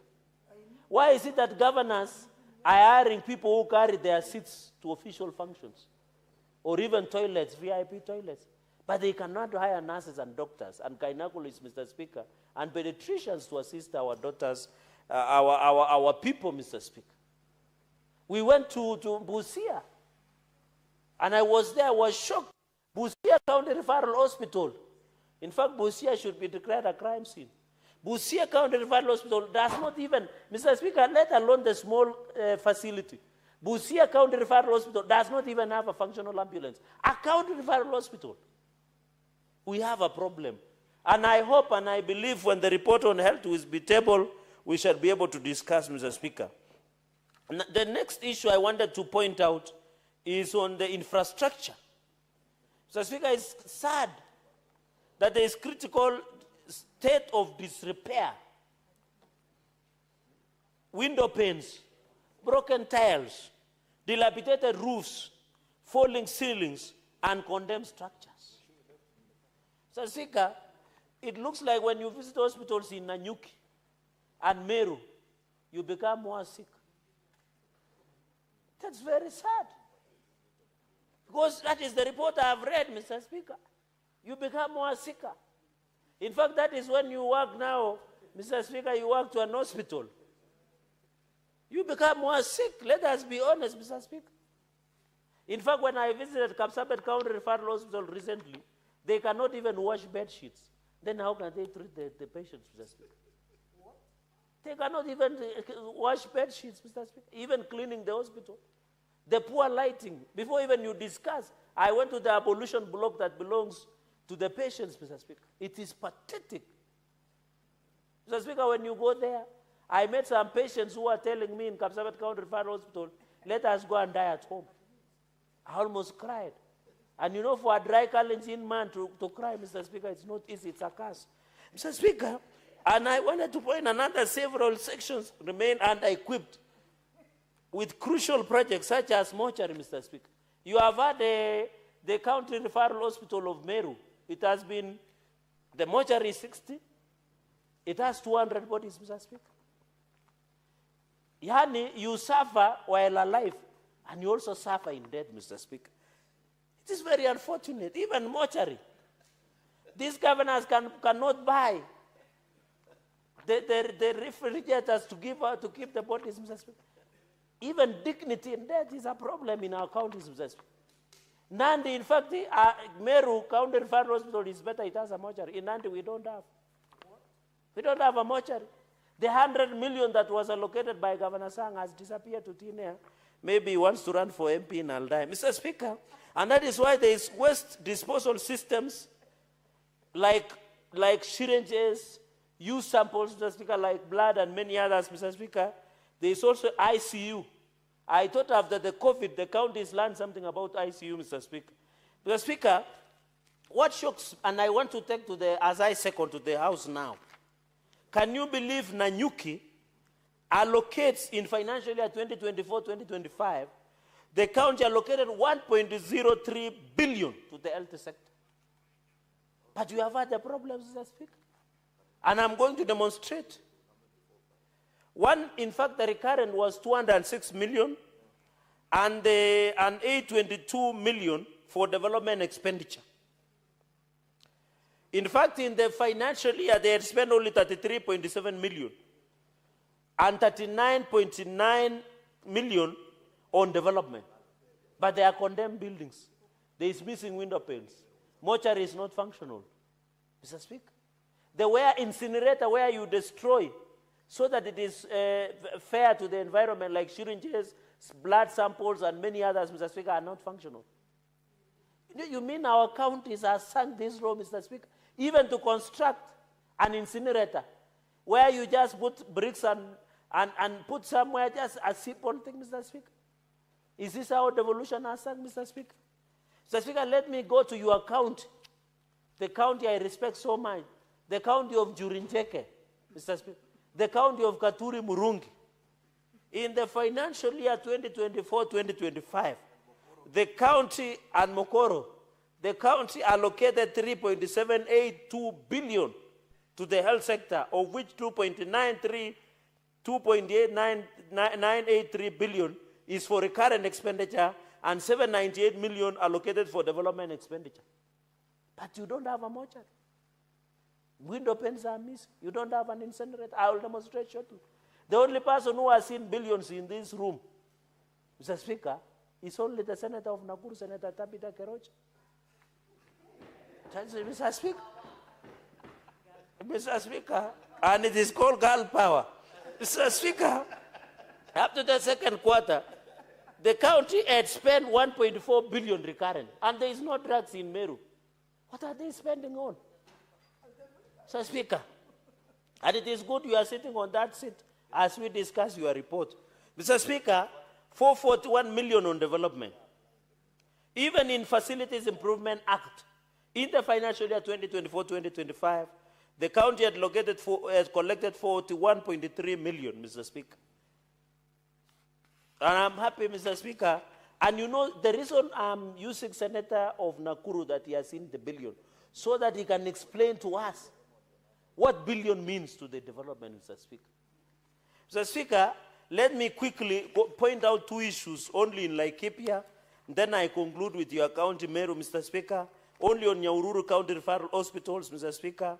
The argument, and I've had this argument by counties, that Nyahururu County Referral Hospital is treating patients from Samburu, from Nyeri, from Nakuru, from Nyandarua, Mr. Speaker, which doesn't make sense, Mr. Speaker. Even a total of newborn dialysis machines, Mr. Speaker, and in fact, while the mortuary has 18 bodies, however, there were 61 bodies preserved at the mortuary in Nyahururu County Referral Hospital. 18 bodies, but they are keeping out 61, Mr. Speaker. It means the bodies are being stacked like a slices of bread, Mr. Speaker. So it's very unfortunate. The issue of overcrowding at the Nyahururu County Referral Hospital is very unfortunate. The issue of pharmaceutical, Mr. Speaker, which are infrastructure and maintenance, in fact, it is very bad because the infrastructure is poor there. Mr. Speaker, you can see, I'm happy there are photos. I wish colleagues could have this report. You can see in photos, Mr. Speaker, the situation. Even this one that is a dental unit, I want to believe this is a dental unit. Mr. Speaker, it is dilapidated, the building itself. I'm happy, Mr. Speaker, even waste management, the photo has been provided in this report. They cannot even manage the waste. What is it to the environment, Mr. Speaker? It is very unfortunate. Even in pharmacy, and I want to thank President, Mr. Speaker, because he has directed KEMSA to do last mile distribution of drugs. In Nanyuki Teaching and Referral Hospital, Mr. Speaker, the same issue. You now have tried to condense all issues. The issue of mortuary is an issue, critical care, stock supply, overcrowding, and pharmaceutical records is still a problem in Nanyuki, Mr. Speaker, County Referral Hospital, Mr. Speaker, and it is very unfortunate, patient and dietary needs. Mr. Speaker, I'm told there, the food they give patients in Nanyuki County Referral Hospital cannot be given to a normal human being in Nanyuki. So, Speaker, you know when you are sick, you need like proteins, carbohydrates, maybe vegetables. But I'm told there, Mr. Speaker, they are giving out mostly to, we know that area has potatoes, but that is not the justification to feed potatoes and kiteri to the patients. Patients need to recover by eating very well. And you know they allocate, Mr. Speaker, this money. This money does not belong to governors, it belongs to the people of Kenya. So, Speaker, let me land now properly to your county, Meru County, and start with Timau. I'll just be making quick observation. In Timau, Mr. Speaker, infrastructure and human resource, in fact, insufficient and obsolete equipment. And you remember you have allocated more than 3 something billion Kenya shillings to the health sector. But when you go to Timau, Mr. Speaker, if you look at the photos, I'm happy the committee did provide photos. This place is deserted, and there are so many stalled and incomplete projects in Timau. The governor must up his game. So, Speaker, we know there were challenges at the beginning of county government, but that one is not justification for poor performance in terms of incomplete projects in Timau. In fact, the issue of land asset, that one, the asset register must be looked. The issue of waste, Mr. Speaker, and I don't know, this is a very simple thing. The incinerator, to manage the waste that comes from the hospital, like syringes, like other waste that are generated from Timau, Mr. Speaker. That is of particular concern. Mr. Speaker, Let me go to Kibiricha Sub-County Hospital. There are similar issues in pharmaceutical and supply chains, Mr. Speaker, infrastructure and equipment. In fact, there are no theaters and laundry, Mr. Speaker. Even washing bed sheets in Kibiricha that has used in Sub-County Hospital is not being done, and non-functional, raising concern. Mr. Speaker, I agree that the issue of human resources is a cross-cutting issue among this hospital. The issue of pharmacy and drugs is still a problem in Kibiricha, Mr. Speaker. Mr. Speaker, the issue of ambulance is only one that is functional in Kibiricha Sub-County Hospital. And you can imagine the population of Meru County is quite significant. So you have only one ambulance in Kibiricha which is operational, and the allegations we are getting is that apart from expired drugs, you must pay to use that ambulance. Just what we do in Nandi. In Nandi, if you have to use an ambulance in any facility, you must give out 1,000 for fuel, which I found it very unfortunate in this day and era, undermining Article 43 of the Constitution. Finally, Speaker, is to conclude with Meru Teaching and Referral Hospital. The issue of mortuary is still a problem. Mental health services, inpatient and psychiatric, Mr. Speaker, and they are getting from Mandera. But, Mr. Speaker, this issue of mental health is very critical. It is very important. Mental health we must take. There is so depression. People are committing suicide, Mr. Speaker, as we even approach to elections. People who lose elections, they also need mental health care, Mr. Speaker. There is postpartum issues of mental health care, Mr. Speaker. I have seen one of our colleagues is almost getting mental problems over Malava, Mr. Speaker, elections. So this issue of mental should be taken seriously, Mr. Speaker. It's a serious issue. The depression is real. And therefore, Mr. Speaker, I'm not allowed to name without substantive motion understanding Order 101. No, you know that the person I'm referring to. Mr. Speaker, the issue of ICU, issue of maternity. Mr. Speaker, God has commanded us in Genesis, just 1 minute so that I conclude. God has commanded us in Genesis that we must fill the earth. The people of Meru deserves better maternity services to ensure they continue to procreate for numbers and even for God ordained, Mr. Speaker. The issue of oncology and cancer center, those are issues, Mr. Speaker. Mr. Speaker, by and large, this report has really give detail, and I hope colleagues, I would want to sit and listen. As I second, Mr. Speaker, I congratulate the committee for this wonderful report and thank the committee as we go to New Year. Please make sure you visit a number of facilities across, Mr. Speaker. With those many remarks, Mr. Speaker, it is now my humble duty and honor to second this report on the Standing Committee on Health on the county oversight and network engagements in Laikipia and Meru counties. I thank you, Mr. Speaker. Honorable Senators, I propose the question that the Senate endorse the report of the Standing Committee on Health on the county oversight networking engagements in Laikipia and Meru counties, laid on the table of the Senate on Tuesday, 11th November 2025. So now I call upon Senators wishing to contribute.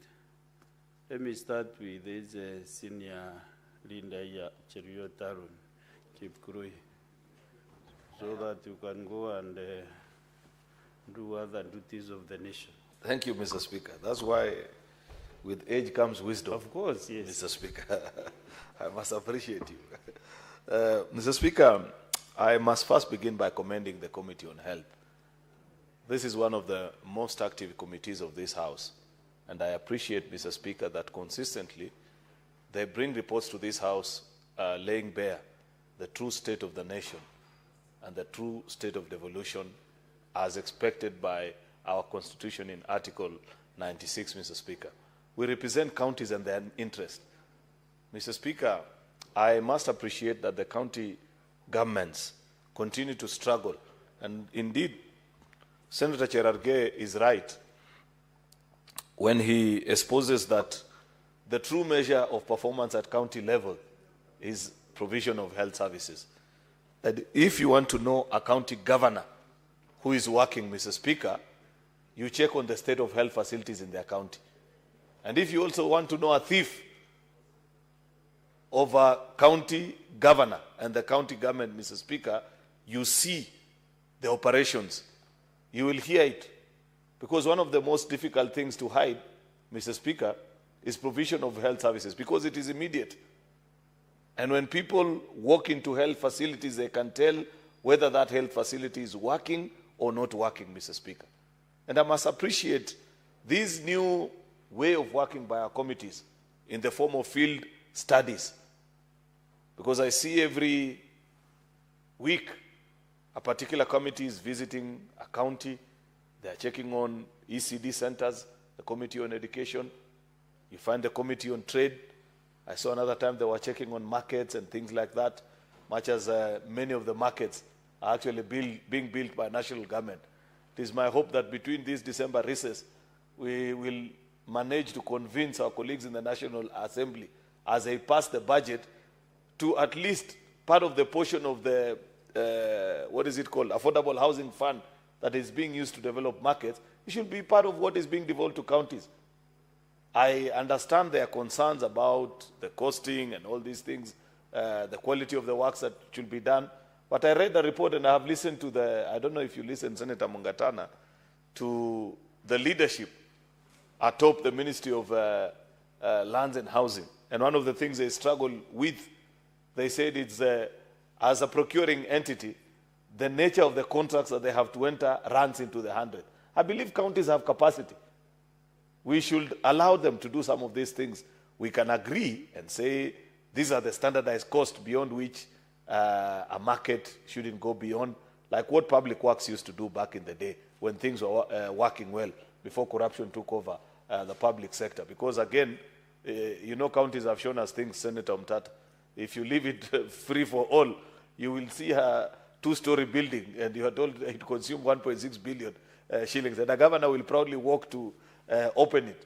So we must set the checks and balances without denying counties the necessary support to perform functions which we know they are able to.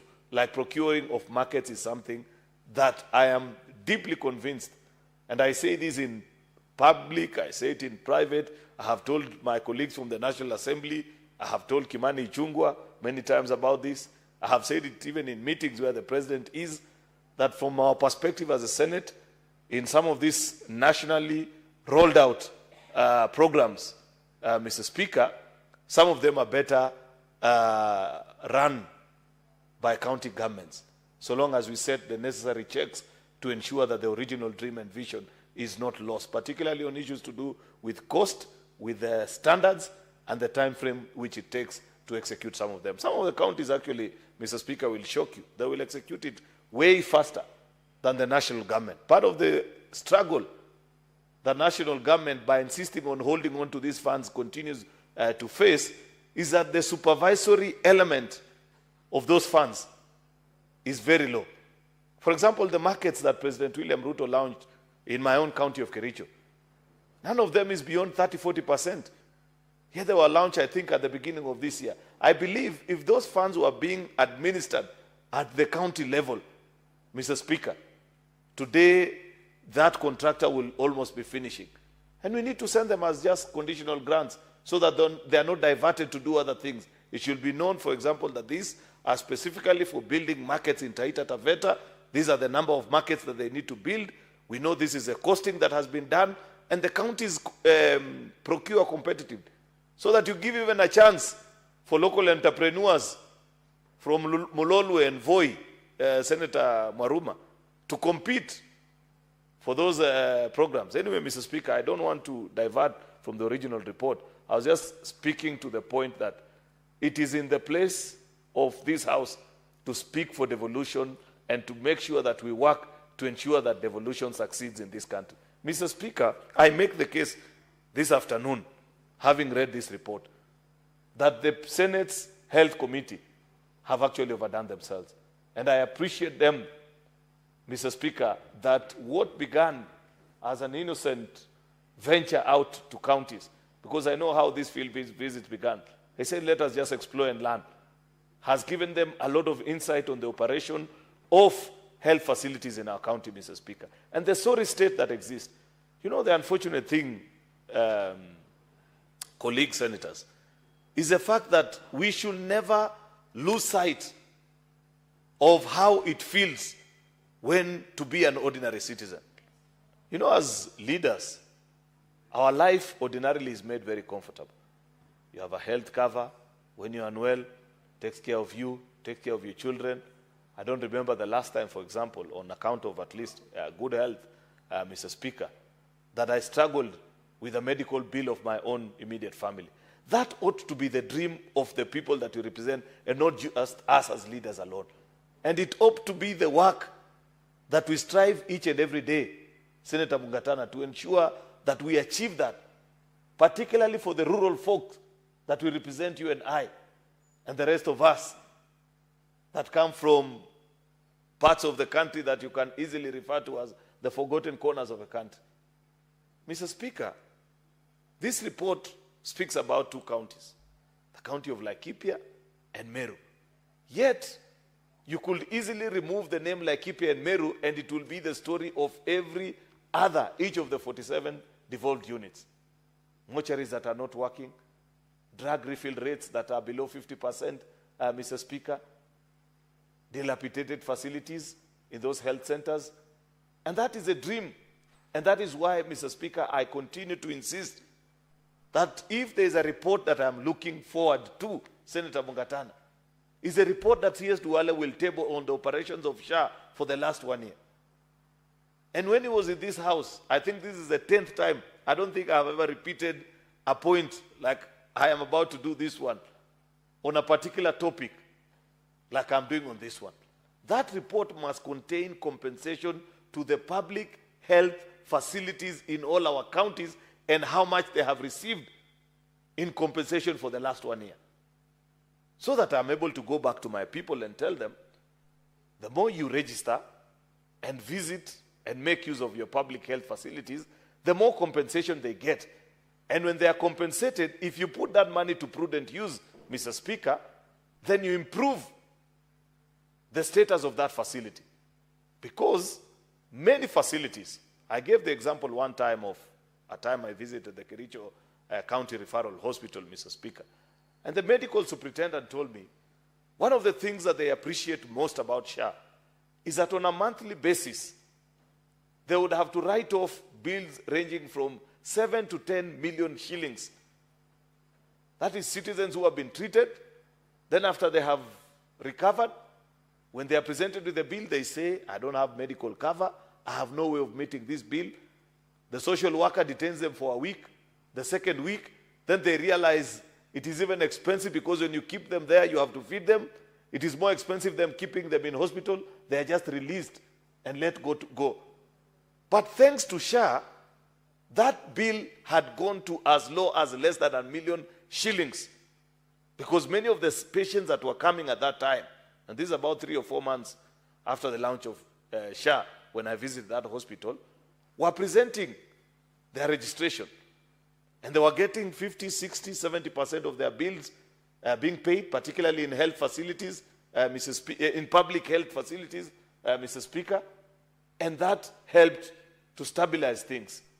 Remember, secondly, and I say this to our colleagues, Senator Sifuna and the rest, who have a different view of this SHA, earlier, Mr. Speaker, that on account of compensation to public institutions, that is the genius of SHA and something that ought to be supported. Why?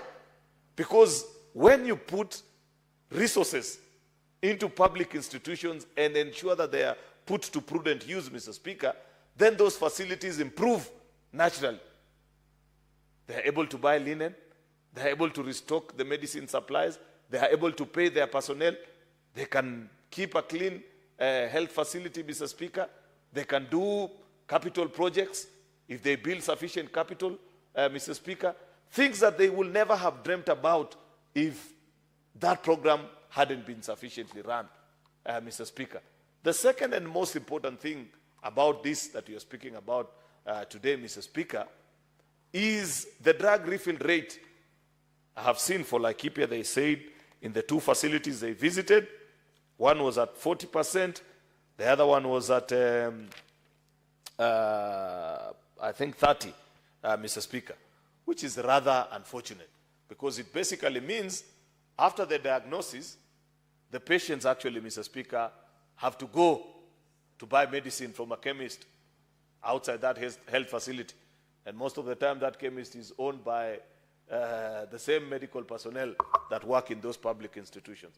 I hope that somehow, because I know this is something that the President has spoken about, he did make a mention of it in the State of the Nation address, on the partnership between county governments and KEMSA, Mr. Speaker, to ensure that we have a higher refill rate in our public institutions, as such that because they are now guaranteed of payment, unlike the past case where there was no guarantee of payment by users of public health facilities, at least the numbers are better now, Mr. Speaker, and there are lesser people showing up to public health institutions without the ability to pay, then KEMSA can release those drugs and refill these institutions better. But it need not to be at the level 4s and 5s, Mr. Speaker, alone.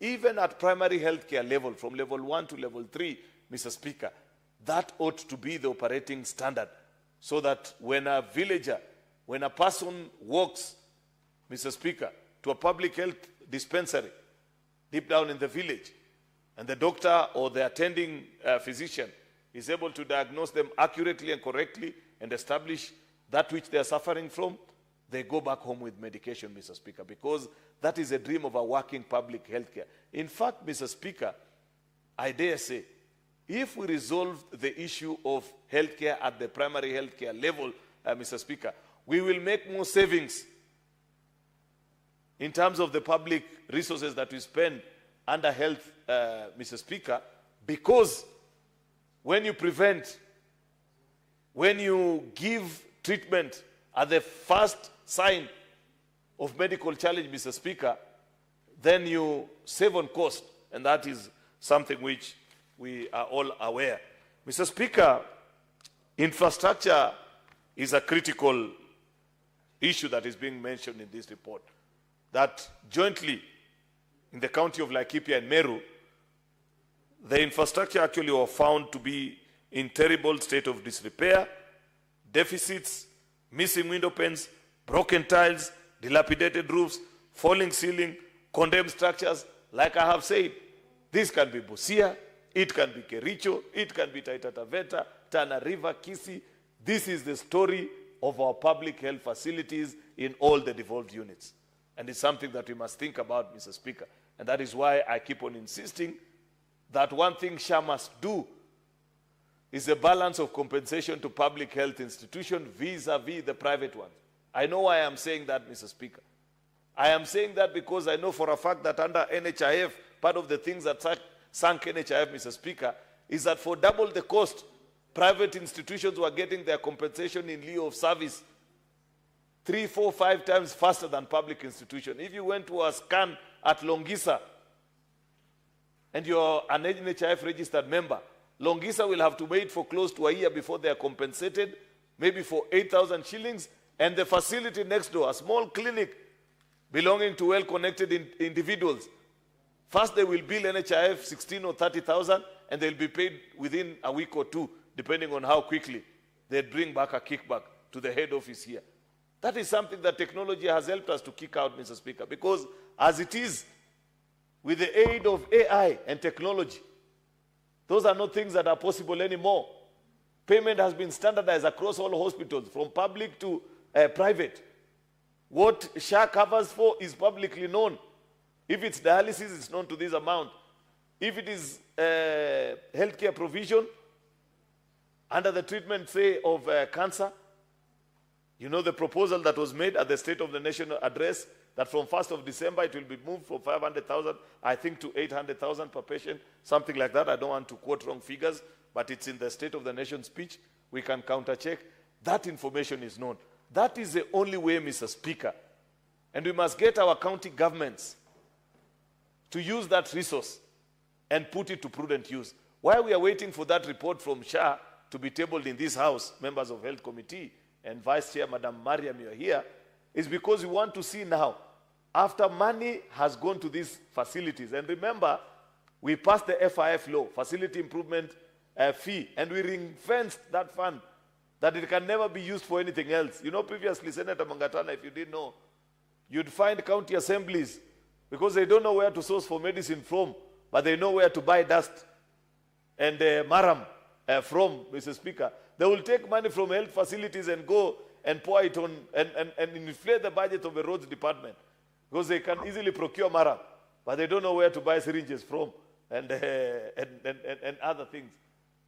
And we made sure that in the FIF law, we ring-fence the resources that are raised and the compensation that go back to health facilities to be purely for running health institutions.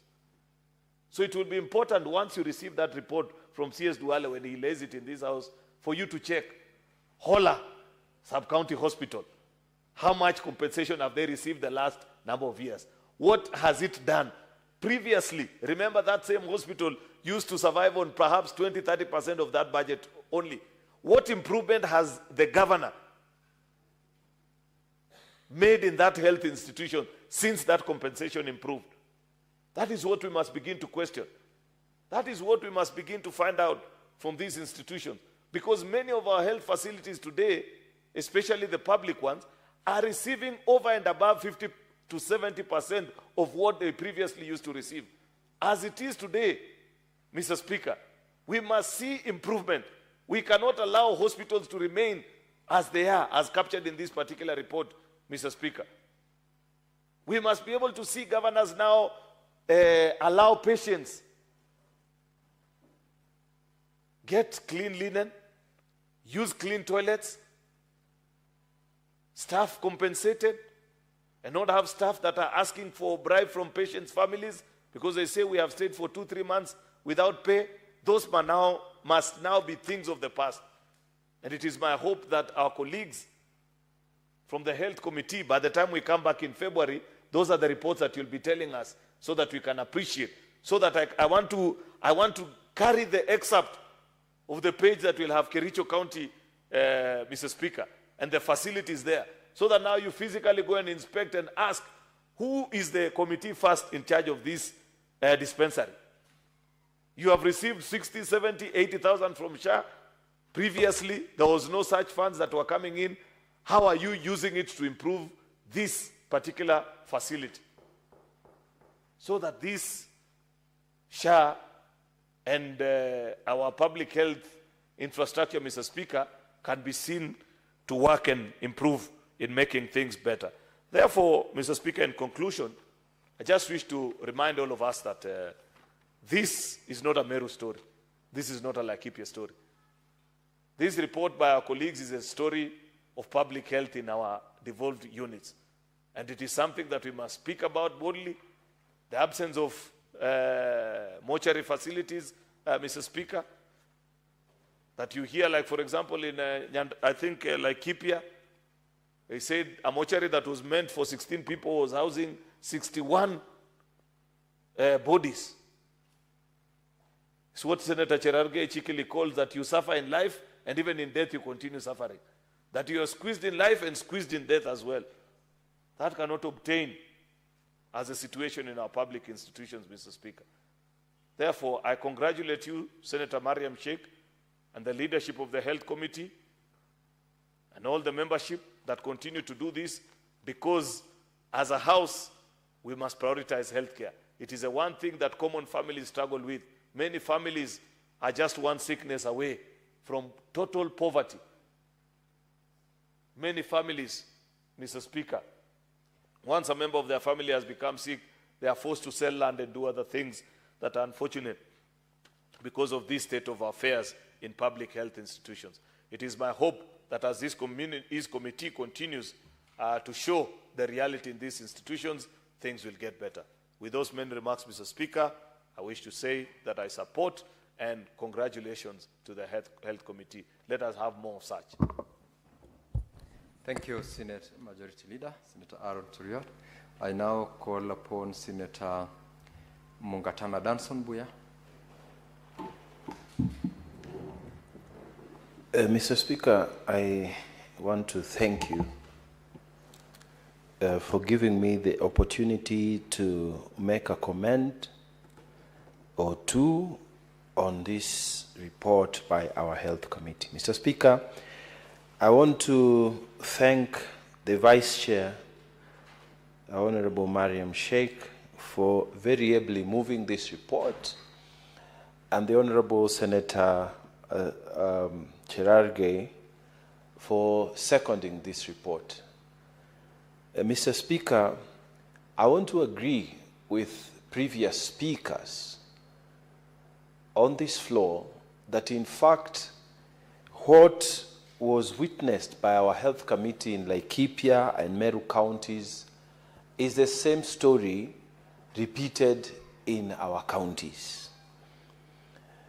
And Mr. Speaker, we have a serious problem in terms of financing of our county hospitals. We have passed the law,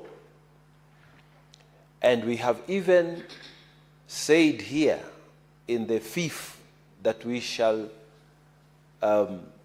ring-fence financing for facilities.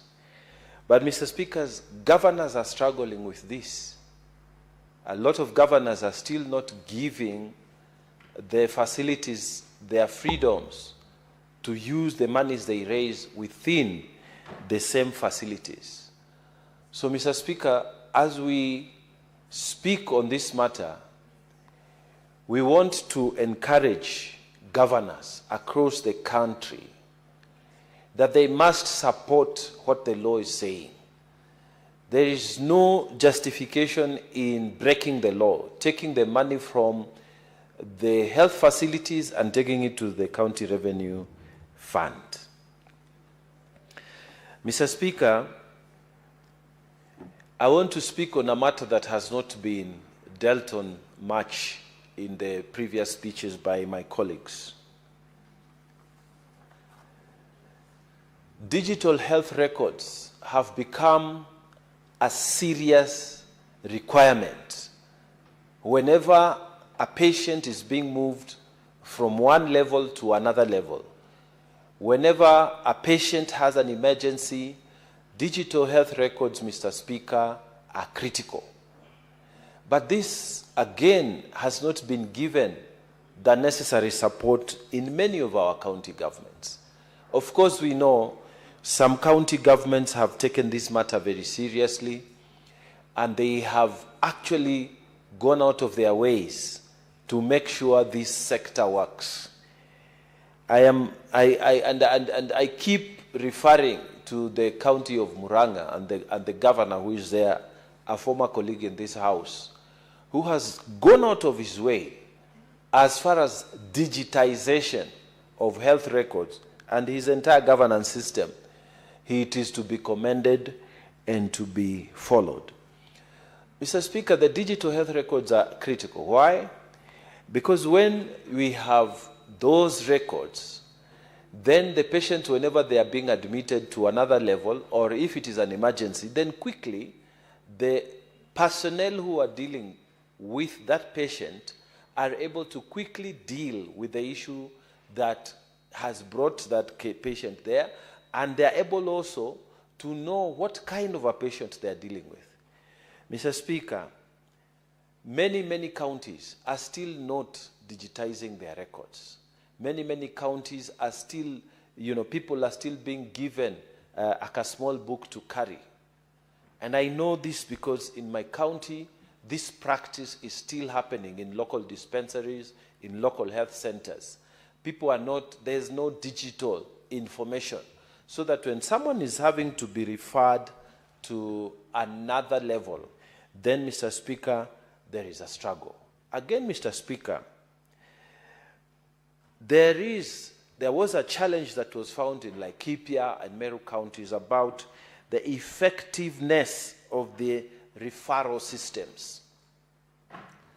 The referral systems were not working, and those county hospitals that are supposed to be referral hospitals, they are being overburdened even by cases which are really not referral, which means, Mr. Speaker, a referral hospital in Meru County, a referral hospital in Laikipia County, they are being treated as if they are hospitals of first visit. And Mr. Speaker, this practice must be discouraged, and it is because of the ineffective systems of referrals. This report has highlighted what is happening in Meru. It has highlighted what is happening in Laikipia County, but the story is the same for Tana River County. Again, Mr. Speaker, when people are being referred, the digital records are not there. There's no effective system of referring people, and patients, Mr. Speaker, are being asked to pay for the ambulatory services. Mr. Speaker, our patients from Tana River County, many of them, when they go to hold a referral, a hospital, they are being asked to go to Kilifi County Hospital for referral, and they are being asked to go to Garissa County for referral. And yet, both are referral hospitals. And Mr. Speaker, it has reached a point where our own patients from the county are being rejected in these other counties because they are asking, why are you coming to us and yet you have been given money like us? Mr. Speaker, what is happening now is that our patients, they have to tell lies that although my ID is saying that I'm from Tana River County, but in fact I live on the borderline between our county, between Kilifi County and Tana River County, or between Garissa County and Tana River County. Why? Because, Mr. Speaker, there is a problem in our county in Tana River, and this is a total failure by our governor. Mr. Speaker, our governor has failed to be responsive to all the issues that are being raised. Mr. Speaker, whether it is county health committee, a county assembly health committee, when they raise the issues, the governor is not responsive. The CEC for health is not responsive. The chief officer for health is not responsive. Whether it is ourselves as an office of the Senate, when we raise our issues on behalf of the people, again, there's no response. Whether it is the citizens themselves who are raising issues affecting health, there's no response. Mr. Speaker, a very sad incident happened very recently. On the 11th November 2025, Lulu Mohammed Hassan, a pregnant woman, was bitten by a snake, and he was rushed to Hola Hospital. And he's going there as an emergency, Mr. Speaker. Mr. Speaker, just an antivenom was required to stabilize that situation. How can a whole hospital, which is a referral hospital, fail to have an antivenom, Mr. Speaker? Protect me from the majority leader, Mr. Speaker.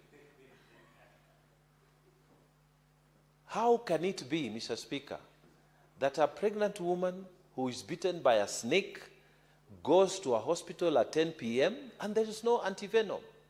And this is a county referral hospital. How can that happen, Mr. Speaker? Antivenom, Mr. Speaker.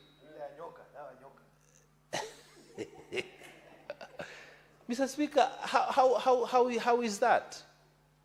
A county referral hospital lacking a basic antivenom to control a snake bite. People have raised these issues. We have raised these issues.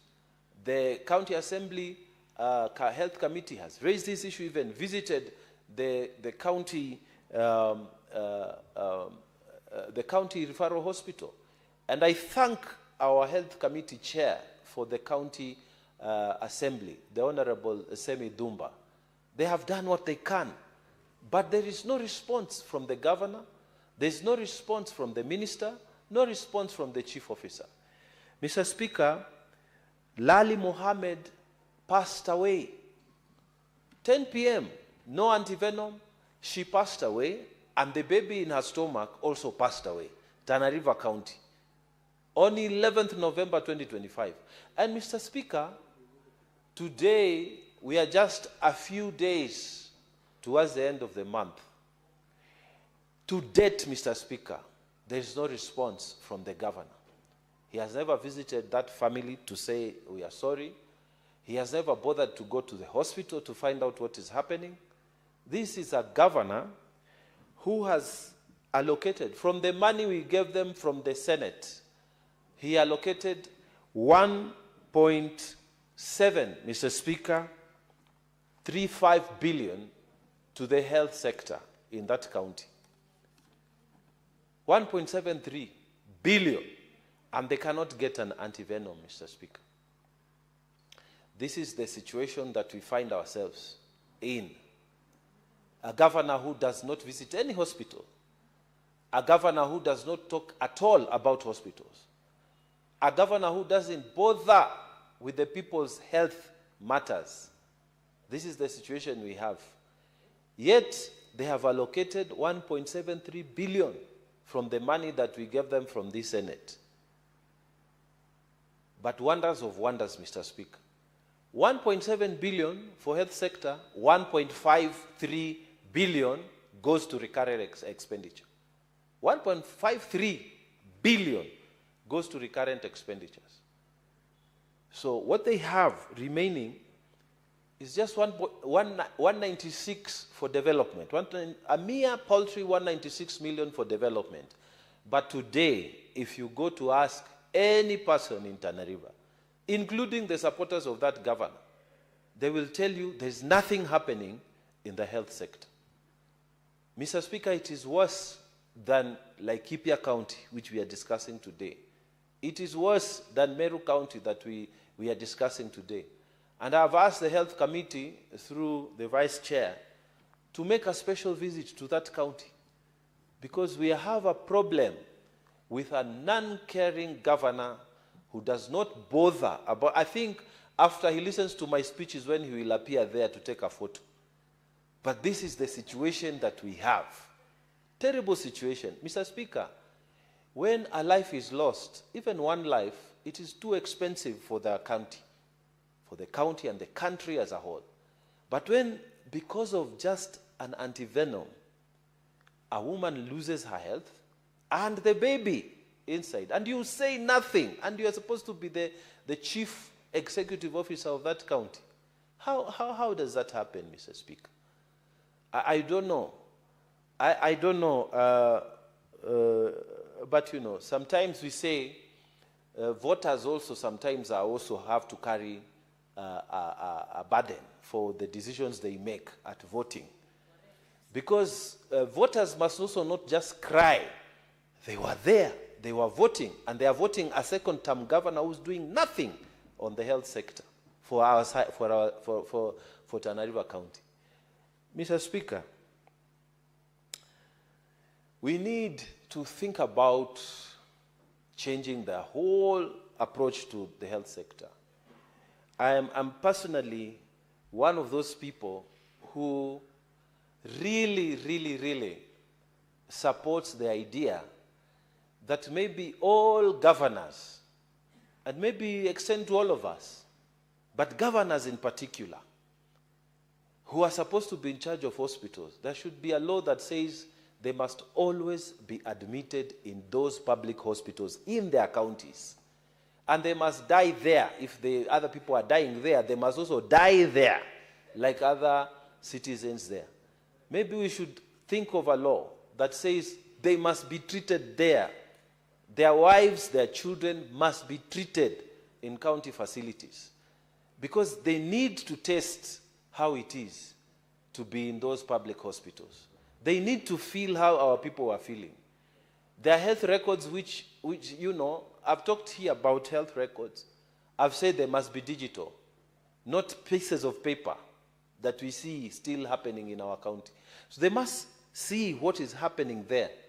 They must feel what the people feel. Mr. Speaker, failing to bring drugs to the people, Mr. Speaker, failing to even give them, forget about antivenoms, even Panadols, Mr. Speaker, in our county hospital. It is a shame. Mr. Speaker,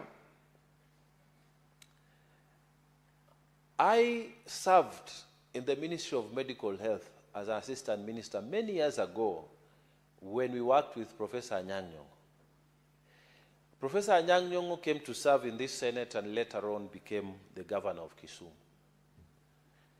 But Professor Anyang' Nyong'o, in July 2023, he was admitted to Jaramogi Oginga Odinga Referral Hospital.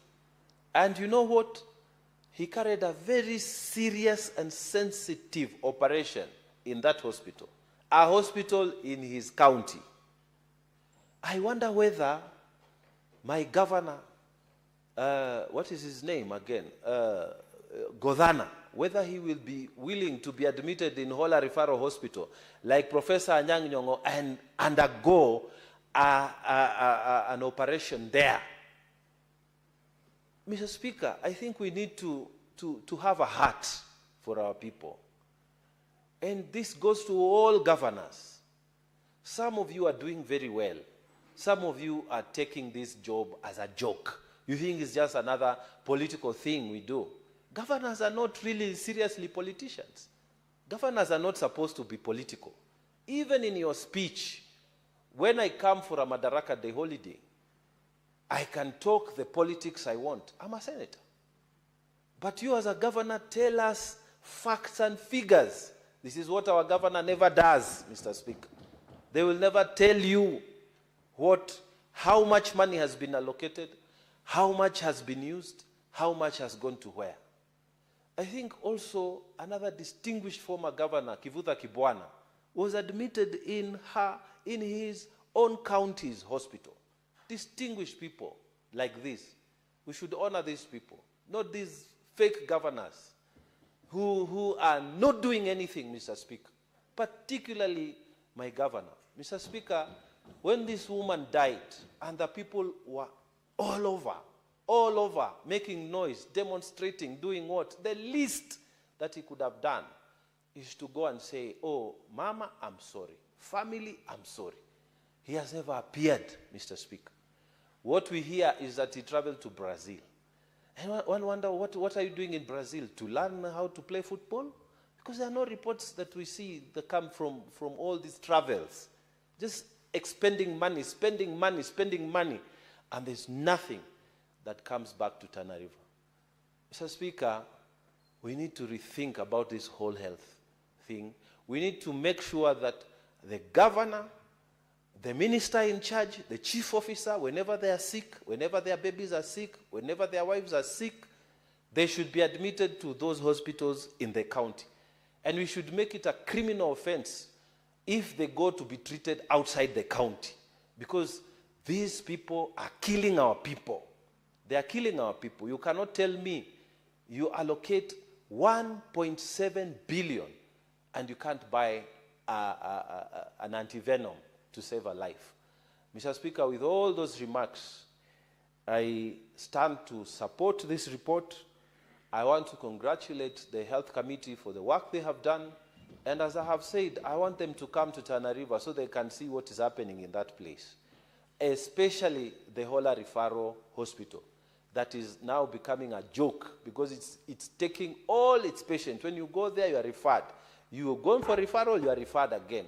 So it's like a referral hospital. I don't know what to call it, Mr. Speaker. We want to see governors doing their work. And some people think that we are doing this for politics. I have no interest in running for governor. But they should just do their work. Just do your work, for Christ's sake.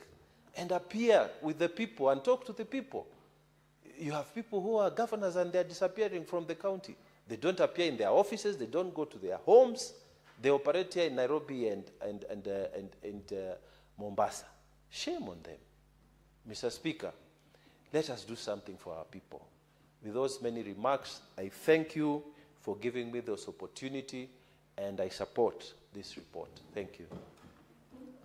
Thank you, Senator Mungatana. And as a ranking member of the House of Parliament, there's a proposal that you have made as regards a possibility of a requirement to have all those sitting governors to be admitted and treated in hospitals within their jurisdictions. You know what to do. Why can't you bring it upon yourself a legislation that will guide, and I'm very sure with the very passionate submissions that you have made, you'll be able to convince us to deal with a law that will speak towards that, so that we support our referral hospitals in our devolved units. And now I call upon Senator,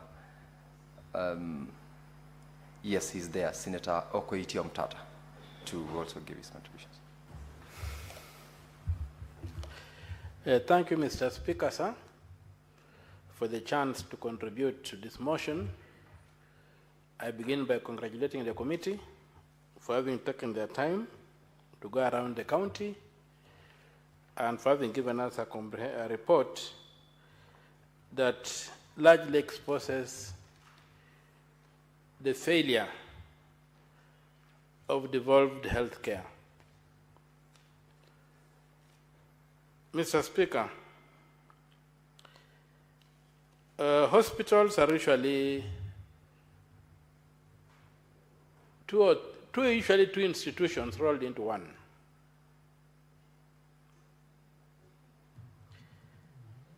And this one, there's the catering services or the hotel services. Hospitals are hotels. There's a hotel component and there's a treatment component. And I would have loved the report to have segregated the two and then addressed them comprehensively so that you can isolate whether the main problem is on the medical side or on the hotel side of the institution. I say that deliberately because when they were unbundling functions and transferring them to counties, that question was not addressed.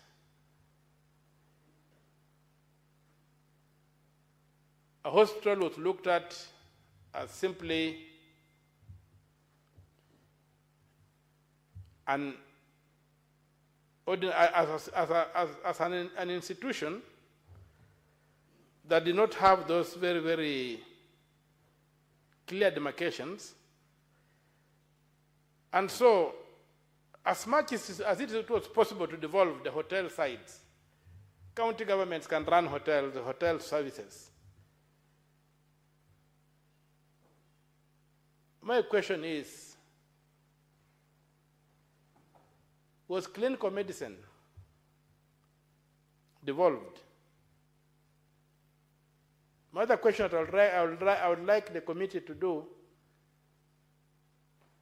is maybe to do some studies around the world, and in a system like what we have, a polity like Kenya, what were the viabilities of devolving clinical medicine?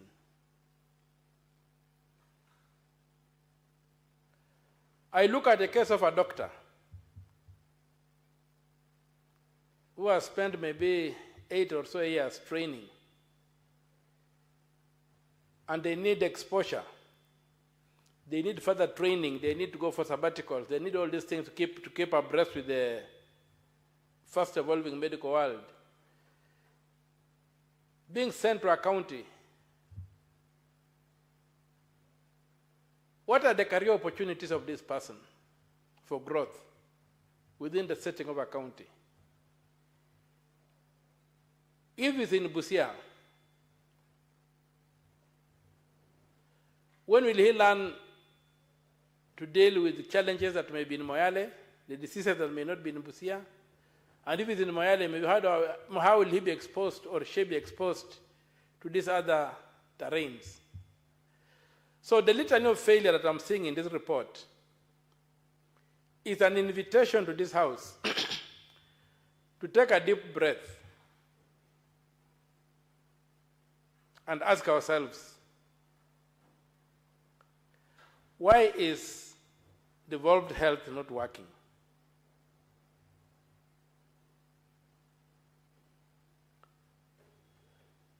Two, why are personnel in health, especially the doctors, very, very frustrated and not motivated. Then we should also go further and ask ourselves, why would a hospital like Busia Referral Hospital have a pharmacy that is not stocked, but right outside the hospital you have got about 5 private pharmacies that are stocked, that if you did further interrogation, you might find they could be linked to people who work in the referral hospital. We could also go back and ask ourselves, why did the government stop branding its stores, medical supplies, gloves, and what have you?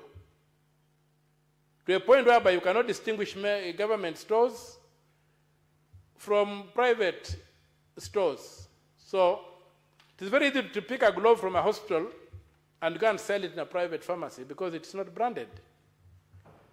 Why did the government stop branding medicines and other consumables that are used in hospital facilities? Could this be responsible for some of the big shortages we see? Because you see invoices, delivery notes, and all that, but there is no medicine in the hospitals. But the private pharmacies outside there are clearly well stocked. So I keep on wondering, would the situation stay the same if government stores were branded to insulate public goods from being stolen? The other thing I've had people debate on this floor, and we have been unable to distinguish NHIF and universal health care. NHIF was never meant to provide universal health care. NHIF was an insurance package for civil servants initially, so that government could provide certain services beyond the basic medical care that everybody else was getting to the civil servants. It eventually grew and began taking up other people. And it was a membership thing. So to say here that SHA is providing universal health care, which NHIF had failed, is again another problem. Even the design of SHA is not for universal health care. The design of SHA is for paid up members. And SHA becomes just an enhancement of what NHIF later became when it was changed from the National Hospital Fund to the National Hospital Insurance Fund. So that only those who paid enjoyed the services. So if you want to get serious with the question of provision of health care, the national government must be involved right from the clinics. Let the county governments deal with primary health care. Let the county governments prevent people from falling sick. Let them keep people healthy. Let them spray mosquitoes. Let them run maternity hospitals, because maternity pregnancy is not a disease, it's just a condition. But where there is a need for intervention by a clinical officer, a trained medic, let that be the responsibility of the national government. Even if the hospitals, even if the county governments are going to retain the hotel part of the hospital, the clinical medicine part, the part that deals with treating people, the part that employs doctors, it's my submission, it should go back to the national government. Let us set up the National Health Commission that was promised in Naivasha to be established through legislation after the 2010 constitution had been ratified at a referendum. 15 years down the line, the commission has not been set up. Doctors are being left at the mercy of small units called counties. Secondly, we cannot have every county setting up a referral hospitals with all the sophistication, all the expensive equipment, all the expensive personnel. Let us go back and embrace the national health referral system. And if I'm not wrong, in the 4th schedule to the Constitution, the national health referral facilities were left with the national government. They were never devolved. Policy and national health referral facilities, health policy and national health referral facilities were left with the national government. And I think if you look at sections, paragraphs 23 and 28 of the 4th schedule to the Constitution, they clearly show you that. Unfortunately, when the transition authority, whatever it was called, was transferring functions, it interpreted national health referral facilities to mean national hospitals. And so they unbundled things and took it down. Senator Mugatana has asked a very good question. Whether his governor could go down to his local hospital in Tana River, just as the good Professor Nyang' Nyong'o did with the hospital in Kisumu. What Senator Mugatana is not appreciating is that Kisumu already ran a provincial hospital under the national referral facilities, which it was given. Tana River did not get that facility. So already Kisumu was a center of excellence, even before devolution, serving a region. It had level 5 hospitals, and I think it was at that level. But if you go back to some of these counties that hardly had a hospital, you may not be able to ask that question. When we come to the question of universal health care,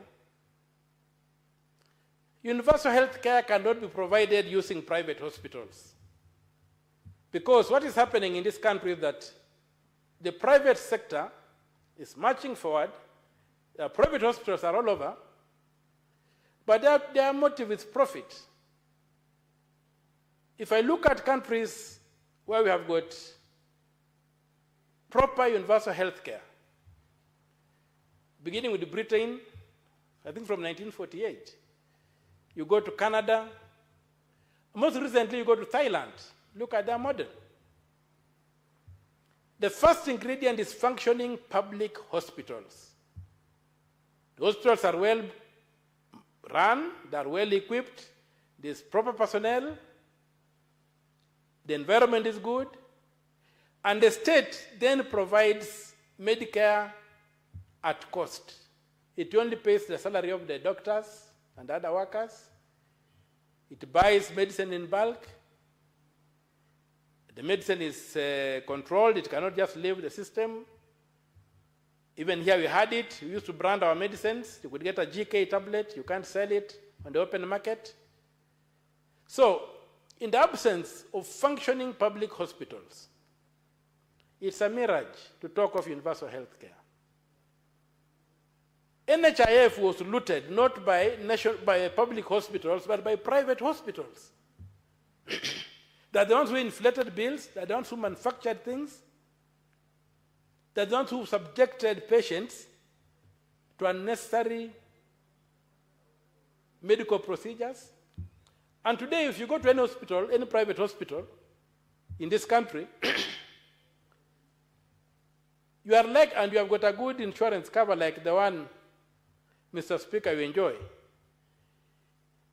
you are likely to be taken through a regime of tests and even be put on bed rest, even be detained for 2-3 days, so that they can bilk the insurance cover, so that they can siphon money out of it. And so, SHIF, NHIF have similar designs running on private hospitals. And this is what we call, what neoliberalism has done. That's what structural adjustments did. That's what the IMF does. It reduces a government to a tax collector who provides no goods and services to the ordinary citizen. And so, Mr. Speaker, other than complaining about the sorry state of affairs in our hospitals across the country, maybe this House should bite the bullet and form a committee that can can onboard various expertise and even do world tours to check out on how universal health care is provided. And then, from those who are successful like Britain and Canada and Thailand, and I put in Thailand deliberately because it's a third world country with a very, very young universal health care policy that is working effectively, but that is it is funded by taxes. All you need to be is to be a resident of that country. If you happen to be not a proper resident, but you will be given emergency treatment if you are an undocumented alien. But here where you are going to have a scheme whereby we don't have functioning public hospitals and we are using premiums and there's an insurance scheme, it's just going to be looted. And you have seen the reports coming saying that there has been a lot of looting of that scheme.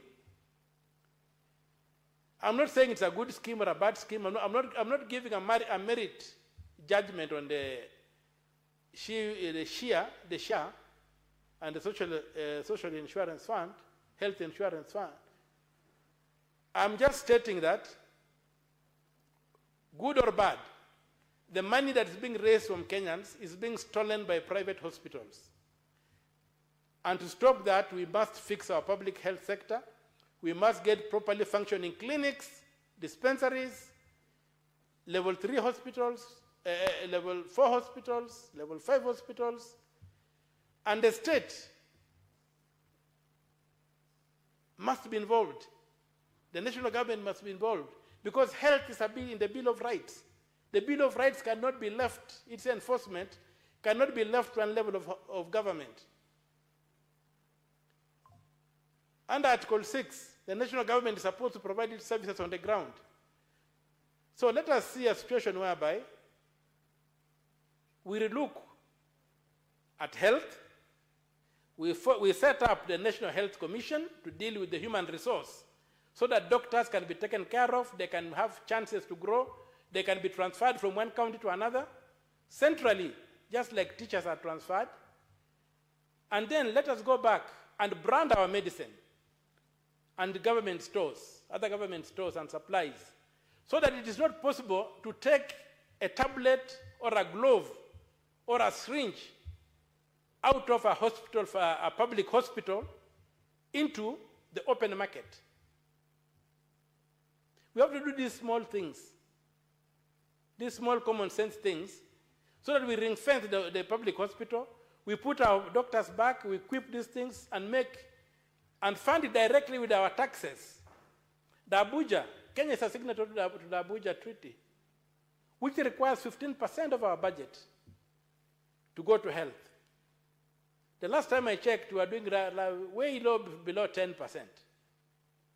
If we were to put 15% of our budget into public health and do the necessary thing, and even including interpreting national health facilities not to mean national hospitals, but also to mean a clinic in my village, so that the referral system can work.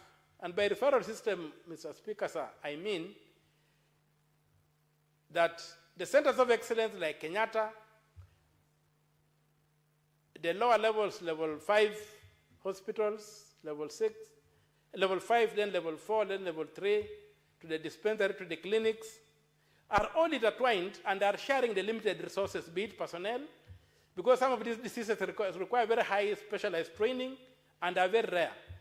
So that we are able to share these resources in a way that we do not invest too much in an area that we shall never utilize.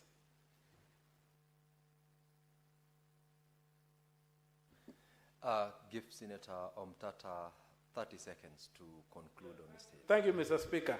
So that you look at Madara, it's a center of excellence for mental health. It's a level 4 hospital. It's not a center of excellence, it's not the level of Kenyatta, but it's a center of excellence of mental health. In my own county, skin disease in Alupe, a level 4 hospital. Spinal injury here in Hurlingham, a level 4 hospital. So when we talk of national health referral facilities, we must interpret them to mean the network of all hospitals, clinics, dispensaries that could deliver health care at cost and that could ensure we can have universal health care. The idea that counties should take over hospitals and maybe run them like silos is one idea that is very expensive, it's going to fail, it has failed, and let this House bite the bullet. With those few remarks, I support the motion, and I pray that the committee considers the amendment, the proposals I've made, so that the report can be enriched. Thank you, Mr. Speaker, sir. Thank you, Senator Omtata. Senator Okenyuri, Esther.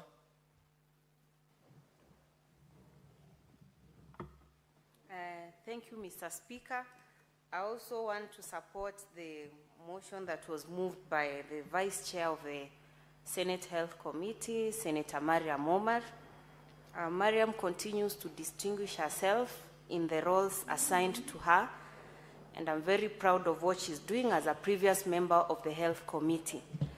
Mr. Speaker, I wish to comment that what we are seeing in Laikipia and Meru counties from what the Health Committee oversight shows is a replica of what most county governments are undergoing. Mr. Speaker, the essence of devolution was to bring services closer to the people. So I want to believe, in as much as we have the shortfalls we are seeing, this is a call to action that we actually need to put our heads together and ensure that health is working for the people at the grassroots level, Mr. Speaker. When I actually look at the observations in, let's look at Laikipia County, Mr. Speaker. In Laikipia County, the county has Nyahururu Hospital has a capacity of 18 in the mortuary, but on the day the visit was conducted, Mr. Speaker, they had more than 61 bodies. What does that show you, Mr. Speaker? Counties need to prioritize allocation of resources to such areas so that we can decongest even the mortuaries. Mr. Speaker, when someone is dead, we need to give them their dignity even in death. Congesting bodies in mortuaries in that manner denies the bodies their dignity, even in their last resort, Mr. Speaker. Mr. Speaker, in the same facility, we have newborn children who are being put in boxes, Mr. Speaker, for lack of cots. Senators who visited Laikipia County gave narration and accounts of having seen newborn babies being put in boxes. Mothers who are pregnant sharing beds, Mr. Speaker. This might not be seen as critical because maybe some of those are not women, Mr. Speaker. But if they are not your wives, they are your sisters, they are your mothers, Mr. Speaker, and they need the dignity they deserve even when they are bringing life on earth, Mr. Speaker. Mr. Speaker, previously, as a member of that committee, we conducted most of these site visits. And it's evident even the staff in those facilities are not motivated, Mr. Speaker. So apart from county governments preferring that most of their budget is going to recurrent expenditure, we are still seeing that the staff in those facilities are not motivated to undertake their roles. And what we see, some might not even rush to handle emergency cases, and we end up losing lives. Mr. Speaker, the issue of doing physical and manual recording, Mr. Speaker, we need to shift from that, because you need to keep previous patient history, Mr. Speaker. So you visit a facility, and when you ask a nurse, how many mothers do you receive on a daily basis for delivery? She or he will quickly mention and say 5, but they have no records to show the same, Mr. Speaker. So these are some of the issues we need to compel counties that specific funds are used for specific functions, Mr. Speaker, because what happens, the moment they allocate funds and when they are working towards the supplementary budget, they quickly reallocate that money to other functions which were never intended for, Mr. Speaker. Mr. Speaker, a lot of emphasis is now being put to the teaching and referral hospitals, and we are forgetting the level 3 and dispensaries, which are at the lowest level, Mr. Speaker, where a patient should get first support before they are actually transferred to a teaching and referral hospital, Mr. Speaker. So the observations and recommendations here, Mr. Speaker, should not just end in Senate. We actually need, I don't know if it's the Health Committee, which again needs to now fast track and follow up implementation of these recommendations, so that we don't debate this report and it ends here, Mr. Speaker, because you see, the visit was conducted in June. We are debating this report in November, almost December. By the time we follow up implementation, it's another election cycle is up, and members will be following other issues, Mr. Speaker. So, Mr. Speaker, when you actually look at most of these issues that have been raised by the committee, look at the issue of having expired drugs still being dispensed in those hospitals, Mr. Speaker. KEMSA needs to crack the whip or even conduct audits, because when you say we have shortage of medicine and still on the other hand we have expired medicine which is being dispensed to patients, that actually calls for serious attention, Mr. Speaker. We need to look at how disposal is happening. When you look at the report even shows photographs of how medical equipment and medicine is being disposed just outside in an open air, Mr. Speaker. This is a serious threat to the existing community, Mr. Speaker. And this is not just in Laikipia. So many other facilities in other counties are doing the same. So the Pharmacy and Poisons Board, I think, needs to swing into action and look at what is happening in the different counties so that we curb these environmental risks before our people are attacked out there and those in hospital, Mr. Speaker. Mr. Speaker, the other critical issue that has been observed is we have a shortage of ICU, Mr. Speaker.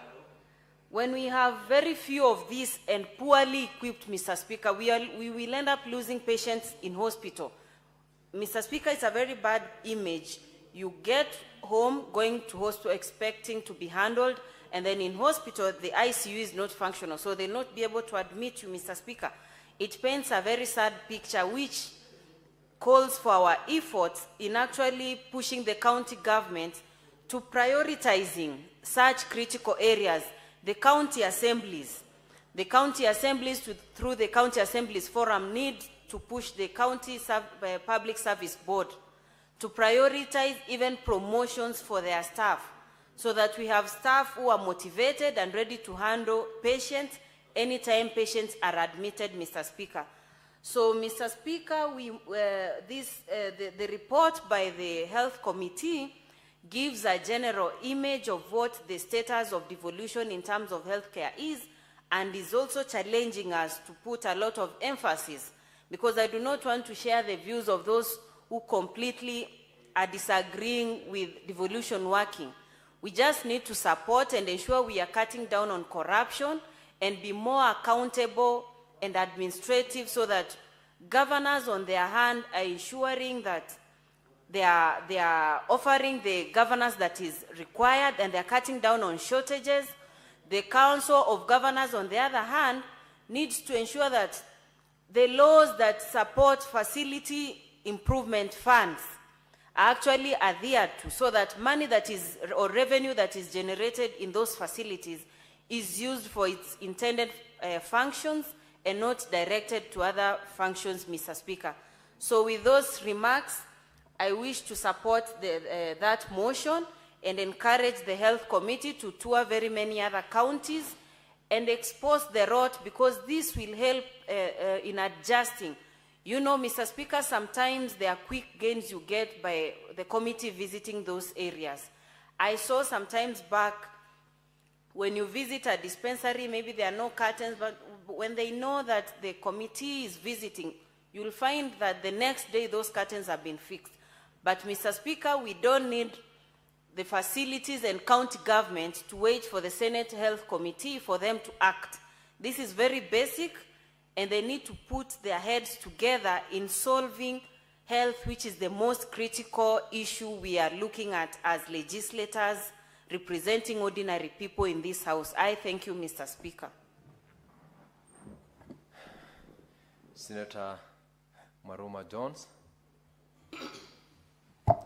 Asante, Mheshimiwa Spika, kwa hii fursa umenipa ili kuchangia hii ripoti ya kamati ya afya ya Seneti kuhusu hali ya afya Laikipia ama gatuzi la Laikipia na Meru. Mheshimiwa Spika, niwape kongole kamati inayoendeshwa na Senator Mandago na naibu wake Senator Mariam kwa hii kazi ambayo wamefanya nzuri sana ya kutembelea magatuzi yetu na kufanya kazi yao ya uangalizi. Mheshimiwa Spika, niseme ya kwamba hii kazi wamefanya ni nzuri, na walikuwa na fursa pia ya kuja mpaka gatuzi letu la Taita Taveta, na tunangojea pia walete ripoti ya kwa yale ambayo waliona kule katika gatuzi la Taita Taveta. Lakini ile taswira ambayo wameichapisha hapa kwa gatuzi la Laikipia na gatuzi la Meru ni taswira ya hali halisi ya afya katika magatuzi yote ya Kenya. Mheshimiwa Spika, Mheshimiwa Spika, hii kazi ya uangalizi ya Senate ni vyema tuseme ya kwamba haifanyiki na seneta binafsi, na koti za Kenya zimekwisha ongea kuhusu hiyo tayari.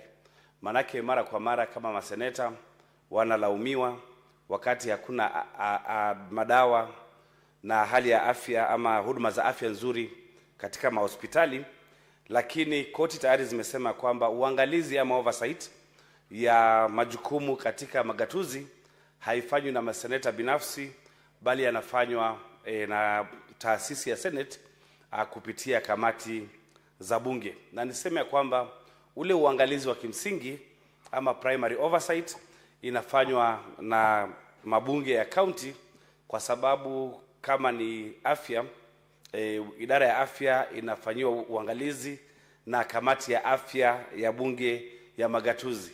Nafikiri ni vyema ieleweke hivyo, kwa sababu mara kwa mara tunalaumiwa kama maseneti ya maseneta ya kwamba hatufanyi uangalizi katika zile huduma moja kwa moja za afya. Kwa hivyo taswira ambayo imechapishwa, Mheshimiwa Spika, na hii kamati yetu, kwa mfano katika hali ya waajiriwa ama wafanyikazi wauguzi, hii ripoti imesema kwamba wauguzi hawatoshi. Taswira kama hii ndio taswira ambayo iko katika magatuzi mengi ikiwemo Taita Taveta, na wale wahudumu wa afya wanajipata wamechoka, wanajipata kwamba wanafanya kazi masaa mengi bila kupata pesa zaidi.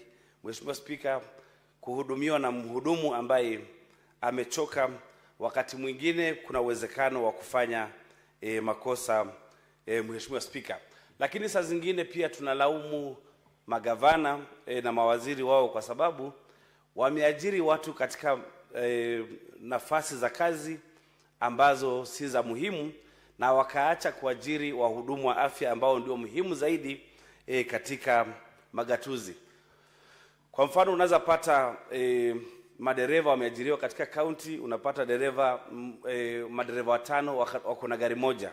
Kwa hivyo ni lazima pia wakati wa uajiri magavana waangalie ili kuajiri watu katika huduma ambazo ni za muhimu kama huduma ya afya. Mheshimiwa Spika, kwa sababu ya kutolipwa malimbikizi ya pesa ama area zao, Mheshimiwa Spika, tunapata ya kwamba wafanyi kazi wanakuwa na morali kidogo ya kufanya kazi. Mheshimiwa Spika, mwaka uliopita tulileta kaunti yangu ya Taita Taveta kwa sababu wahudumu walikuwa wameenda kwa mgomo, na lile jambo walikuwa nalilia kwa ule mgomo ni kwamba hawajalipwa mishahara yao na hawajalipwa malimbikizi ya pesa yao ya mishahara.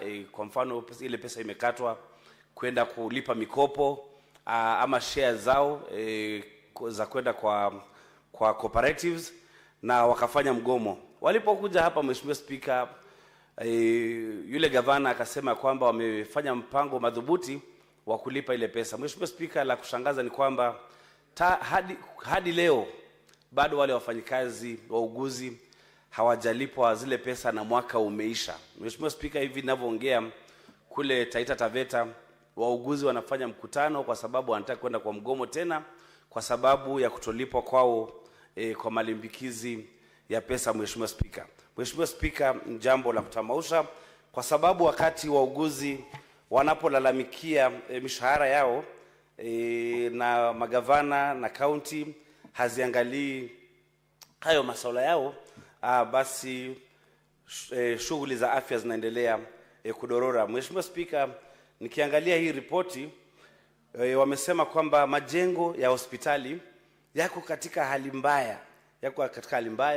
Mheshimiwa Spika, nakumbuka wakati hii kamati ilikuja katika gatuzi la Taita Taveta, tulienda katika hospitali moja inaitwa Tausa Health Center, na tukapata ya kwamba yale majengo ya Tausa Health Center yamelaaniwa, Mheshimiwa Spika, na idara ya Public Works ya ile county walisema kwamba haya majengo yalaaniwe yasitumike.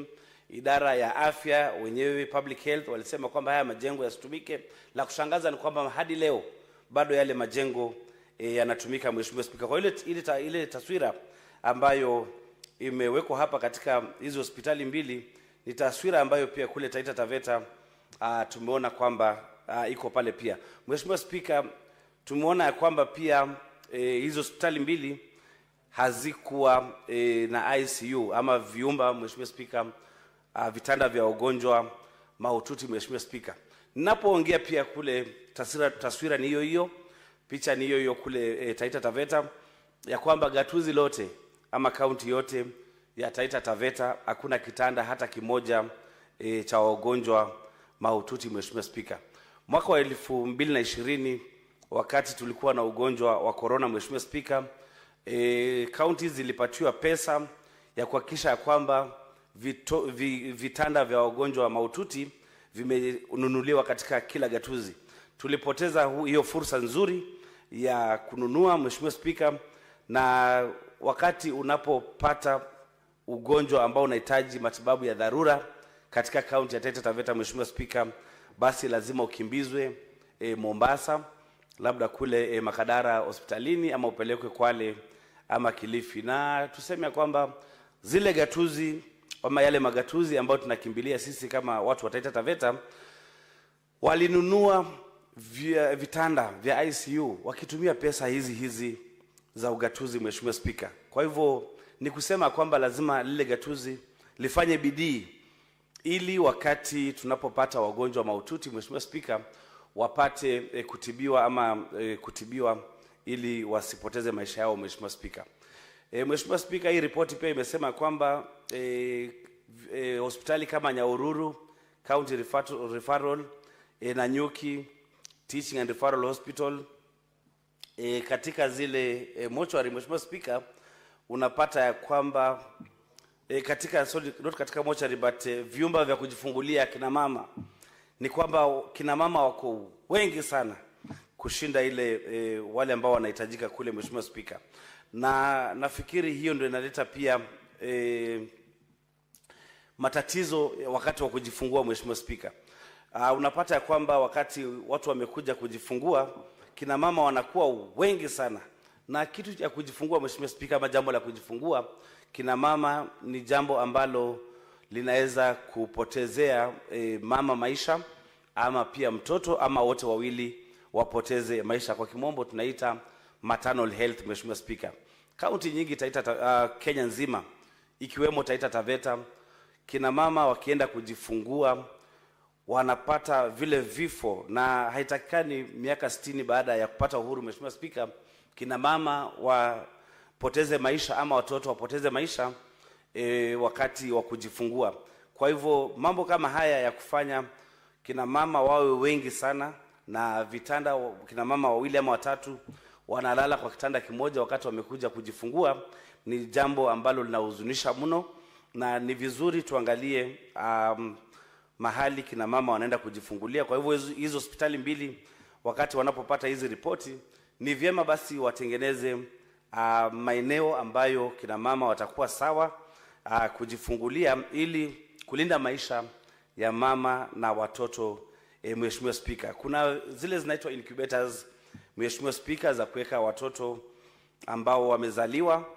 Wanasema kwamba katika hizo hospitali mbili ya Nyahururu na ya Nanyuki kwamba hazifanyi kazi, zile incubator hazifanyi kazi, Mheshimiwa Spika, na ni kuonyesha kwamba hospitali zetu hazijakuwa tayari ili kusaidia kina mama wanaojifungua. Mheshimiwa Spika, nakumbuka wakati hii kamati ilikuja na Senator Mariam kule Taita Taveta, tuliambiwa kwamba hata vile watu wanavyojitayarisha kupokea wagonjwa ama ni kina mama ambao wako tayari kujifungua kutokana na hospitali ama kutoka zile hospitali ndogo ndogo, kujitayarisha kwao ni kwa shida sana. Tulikuwa tunaambiwa kisa kimoja ambacho mama alikuwa tayari kujifungua katika Tausa Health Center, na wakati mtoto alikuwa anakuja vile visivyo na alikuwa anahitaji huduma za dharura, walipiga simu kule Moi Hospital, lakini ilingojea masaa 3 bila ile ambulance kufika, Mheshimiwa Spika, na ilibidi sasa yule nurse afanye maombi na ile mtoto bahati nzuri tu akatoka. Vifo vya kina mama wanaojifungua vinatokana na mambo ambayo si ya kufanya kazi ama kuchukulia mambo ambayo ni kama haya serious, Mheshimiwa Spika. Kwa hivyo ningependa kusema kwamba mambo ya kina mama wanaojifungua yachukuliwe kwa uzito na watu wajitayarishe ili kupokea viumbe vya Mungu ambavyo vinaletwa kupitia kwa kina mama ambao wanaenda kujifungua, Mheshimiwa Spika.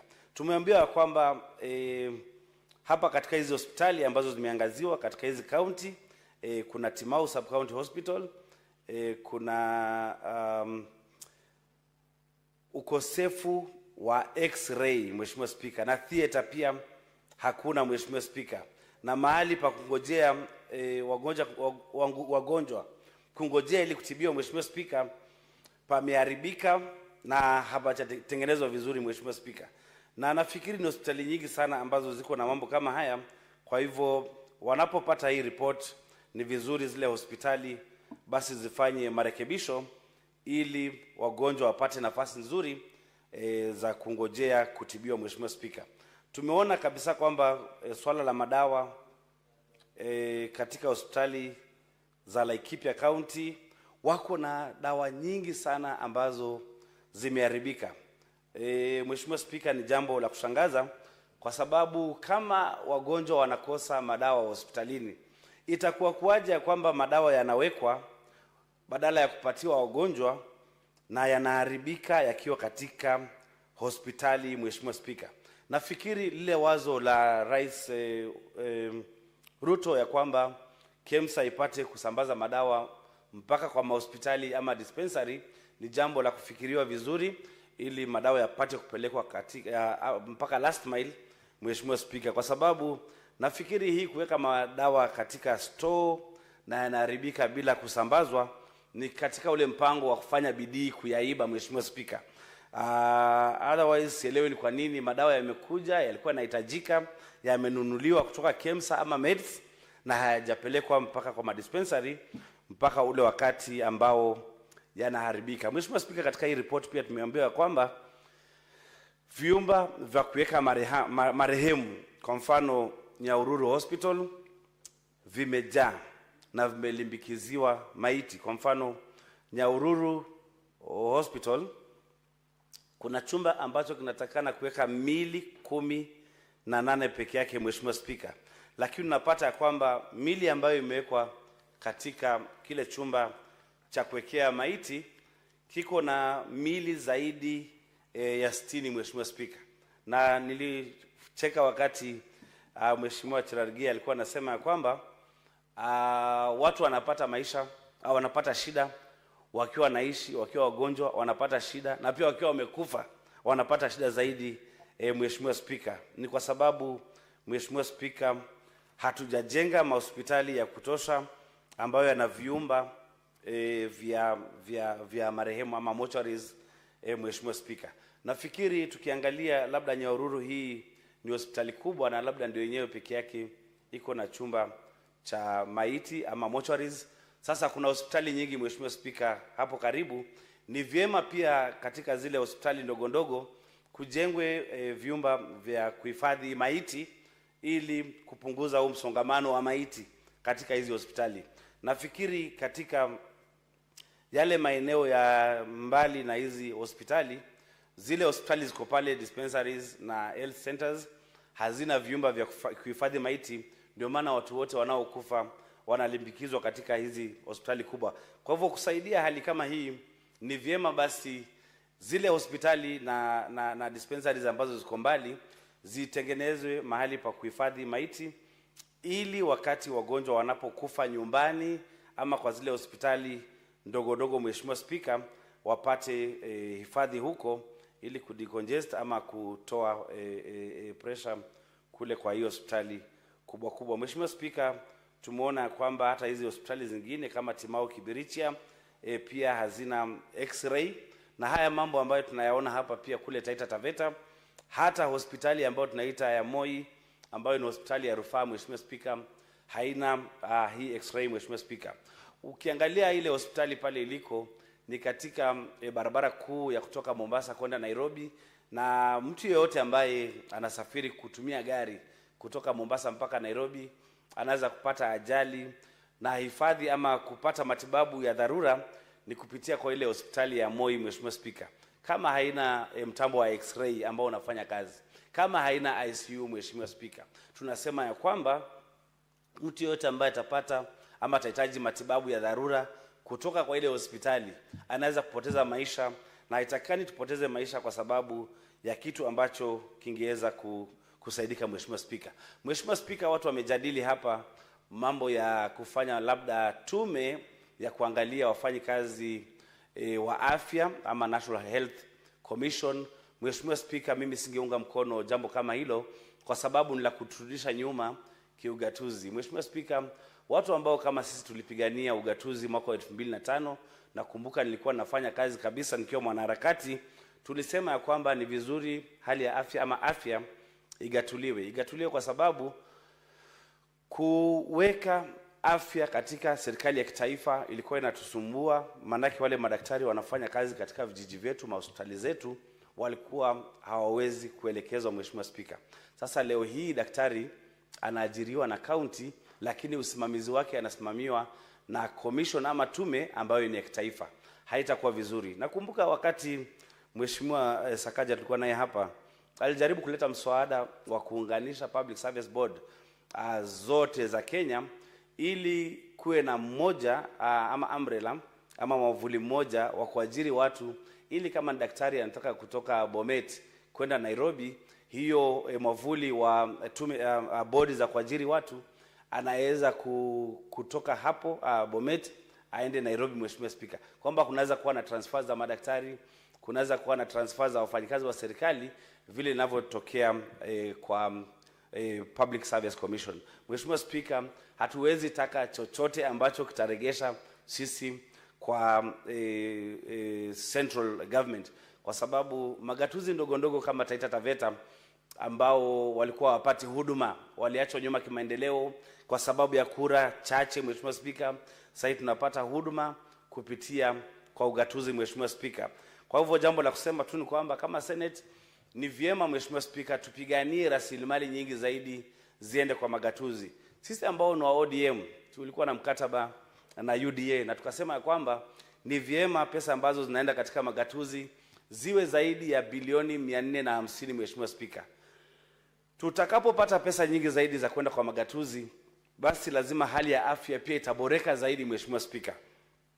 Tusipopeleka pesa nyingi zaidi, basi hali ya afya itaendelea kudorora. Lakini la muhimu ni kwamba ile pesa ambayo inaenda kidogo, pia kuna kaunti ambazo zimeitumia vizuri, na tunatoa mfano mzuri wa Murang'a, tunatoa mfano mzuri ambao wa Makueni ambao wamefanya hali ya afya ikaboreka vizuri kabisa, Mheshimiwa Spika.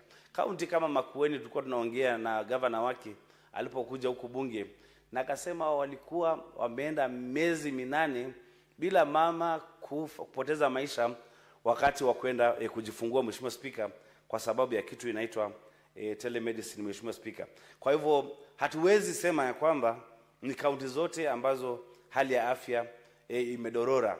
Ni kuangalia tu priorities, Mheshimiwa Spika, ili tuwekeze pesa nyingi zaidi katika afya, Mheshimiwa Spika. Sijapata fursa kwa sababu ya muda mchache kuongelea mambo ya budget ambazo zinaenda katika county kwa mambo ya afya, lakini tutakapoweka pesa nyingi zaidi kwa afya, basi ile expenditure pia ifuatiliwe. Yaani utumizi wa pesa katika zile bajeti za afya itumike vile vile kulingana Mheshimiwa Spika na bajeti, kwa sababu kufanya bajeti ni jambo moja na kutekeleza ile bajeti kuhakikisha kwamba. Senator Maruma, your time is up. Give him under 1 minute. Give him 1 minute to conclude on his remarks.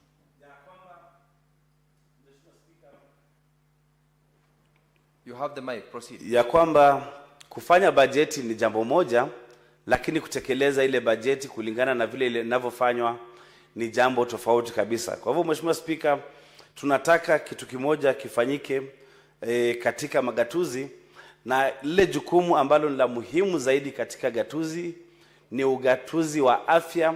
Magavana wazingatie afya, kwa sababu hata kama watu wetu hawana elimu lakini wamepata hali nzuri ya afya, basi wanaweza kujifanyia kazi zao na kupata kipato. Hata kama barabara ni mbaya, Mheshimiwa Spika, hata kama kuna mbegu za kilimo, Mheshimiwa Spika, lakini kuna hali ya afya nzuri, basi hawa watu wanaweza kufanya kazi zao wenyewe ili kujikimu kimaisha, Mheshimiwa Spika. Kwa hivyo haya mambo ya afya ni ya muhimu zaidi, na ndio maana juzi nikaleta mswada wa kuhakikisha kwamba zile regions zote zimepata teaching and referral hospitals, Mheshimiwa Spika, na nashukuru kwa sababu niliungwa mkono na huo mswada ulipita. Asante Mheshimiwa Spika.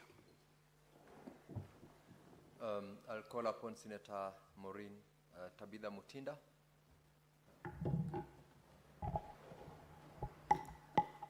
Thank you, Mr. Speaker.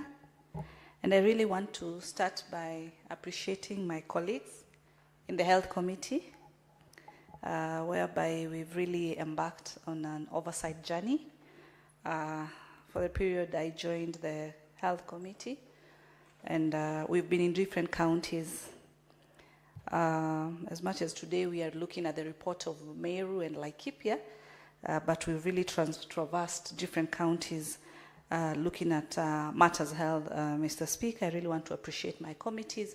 You look at our report, Mr. Speaker, we really advanced our report. You can see it has photos evidently showing what we were able to witness and what our naked eyes were able to see, Mr. Speaker.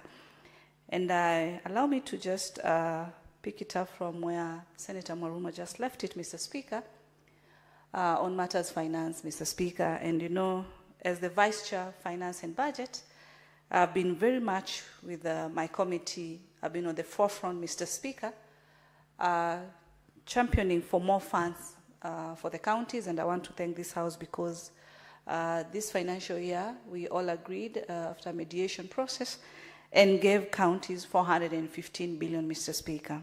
In that regard, Mr. Speaker, then we go to the ground and be able to see what counties are doing. Mr. Speaker, you need to note that in that budget, 30% is for health in all the counties. This money is not even enough to begin with. But as much as they have the 30, Mr. Speaker, we still find a lot of challenges in the counties. I want also to mention that the new doctor in the House, because we have a new doctor in the House, none other than Senator Dr. Mungatana, who talked about that these governors now, it's the high time they start also visiting these hospitals for services as well. And I agree with him very much, Mr. Speaker, because at times the reports that we give to some of the governors, not all, some of them seem to be very surprised on the reports that we are giving them, like they've not been even to the ground to get to understand what is really happening. Even including the CECs, some of them for health. And these are people in that particular profession who should be better placed in terms of experience, in terms of knowledge, in terms of skills, to be able to advise the governors correctly, Mr. Speaker. Mr. Speaker, many issues have been spoken. Let me narrow to a few. When I finished my high school, I really wanted to work in the medical space. And I think that's where my passion for interacting with people, helping people here and there came from. And I practiced pharmacy. And Mr. Speaker, when we've visited hospitals, my place of passion so much and concentration, Mr. Speaker, has been none other than the pharmacies. And it is sad, Mr. Speaker, whereby when we are doing oversight in these pharmacies, licensing is an issue. Some of them do not even know, where these documents should be coming from. At the same time, the issue of stockouts, Mr. Speaker, that has been spoken out. The issue of expired drugs.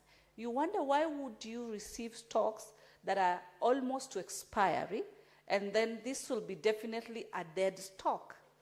Mr. Speaker, this is, wastage completely. And at times you find that the suppliers force them to receive these stocks, yet the expiry duration is at a very minimal, it's very minimal rather. It is sad, Mr. Speaker, whereby there are issues of conflict of interest. The same staff who are employed in these counties are also running pharmacies just adjacent to the hospital there. And at times, patients have to be sent to buy specific drugs in these particular specific stores, Mr. Speaker, which disadvantages them because the cost of that particular drug, definitely, it's at a higher price compared to the GOK price, Mr. Speaker, which has really disadvantaged a lot of patients. When we walk to hospitals, Mr. Speaker, the first thing is to talk to the patients, get to ask them, have you been given services on time? What are the issues that you're experiencing? Because as representatives of the people, it is our role and mandate to get to engage with the people on the ground, get to ask them the concerns. And this goes very well because some of them are able to voice out. Some will tell you, like a case we found in one of the counties, some will be able to say, you know what, I've been here for the last 3 days because the scanning machine is not working. And when you dig down and get to understand, why is this machine not working? Apparently, sometimes the management is not even aware. They don't know, like, the machine's stalled. And the patients are here, they've been in and out, and nothing, consultants cannot be able to progress without the scan report. And it's when up and down the technical people will be moving up and down trying to sort these kind of things, which should have been sorted. Mr. Speaker, before I proceed further, the question is, where is the problem? We have given monies to the counties, Mr. Speaker. They have professional employees, Mr. Speaker, on the ground. Why are we still having this quagmire that we're speaking of today? Because there's no really county that we can give more than 60%. Most of them are below when it comes to matters health. As much as they've really tried, but a lot is so much expected because everything should be about health, Mr. Speaker. You could be good in any other thing, but when your health sector is not working, definitely it will have problems. Issues of stockouts, of reagents, Mr. Speaker, in the laboratories, you know, the challenges of even these staff not being able to have the protective gears that they are supposed to have in order to be able to undertake their roles and mandate very well. Mr. Speaker, from where I sit, having had a touch of the medical background, I realize that most professionals in the medical space are not used to oversight, and actually oversight from politicians. The first thing is like, what do you know for you to be able to ask me A, B, C, and D? Until we tell them, we are not here for war. We are here to get to understand what are your problems so that we can be able to support you with reality and with facts. For you to be able to say you do not have enough money, even the little that you have, why have you not been able to do improvements? Because we want to support counties. We want to support the health sector that is currently devolved. And so I would want to urge doctors in that profession, anybody in that medical space, in the hospitals, to embrace leaders when they come for oversight, and especially Senate, because we are the oversighters of the counties. And our main goal is to try and help the counties be able to have better services to the people. That can only be done when we are able to identify what is the problem, what is the challenge, Mr. Speaker. We've identified a county like Makueni, Mr. Speaker, where there is a shortage for radiologists, Mr. Speaker. And in a nutshell, you realize that there is a shortage of radiologists in this country, Mr. Speaker. And I'd want to encourage the young people studying medicine. Let them try and specialize in radiology, because there is huge shortage of these professionals in this country, and there are many opportunities in regards to the radiologist line, Mr. Speaker. We were able to look at even ambulances, Mr. Speaker. During emergency cases, it's worse. An ambulance is just there, it is told. Someone has to be called, a manager, to be able to, you know, ensure that stocks are also in that particular ambulance and all that. And you find they still have challenges as basic as an ambulance. And where you find that in the parking lot, we have sort of failed and faulty motor vehicles over and over and over years and years and years. And yet these are equipments that, if well maintained, Mr. Speaker, they could be able to serve a majority and a bigger number of people across different and within the regions in place, Mr. Speaker. Mr. Speaker, when we talk about drugs, it is very sad that today in Kenya, we have a shortage of a drug called dexamethasone, Mr. Speaker. A very important and critical drug for mothers, and especially for those on early delivery, Mr. Speaker. And this drug, which should be supplied by GOK, Mr. Speaker, it is one of the cheapest drugs. But when a doctor recommends it, then you're between life and death. And that drug cost only 120 shillings, Mr. Speaker. And we have that shortage, and that is why sometimes you're finding that our women are suffering during delivery period, Mr. Speaker. And yet we come across expired drugs worth millions of money. Where's the priority, Mr. Speaker?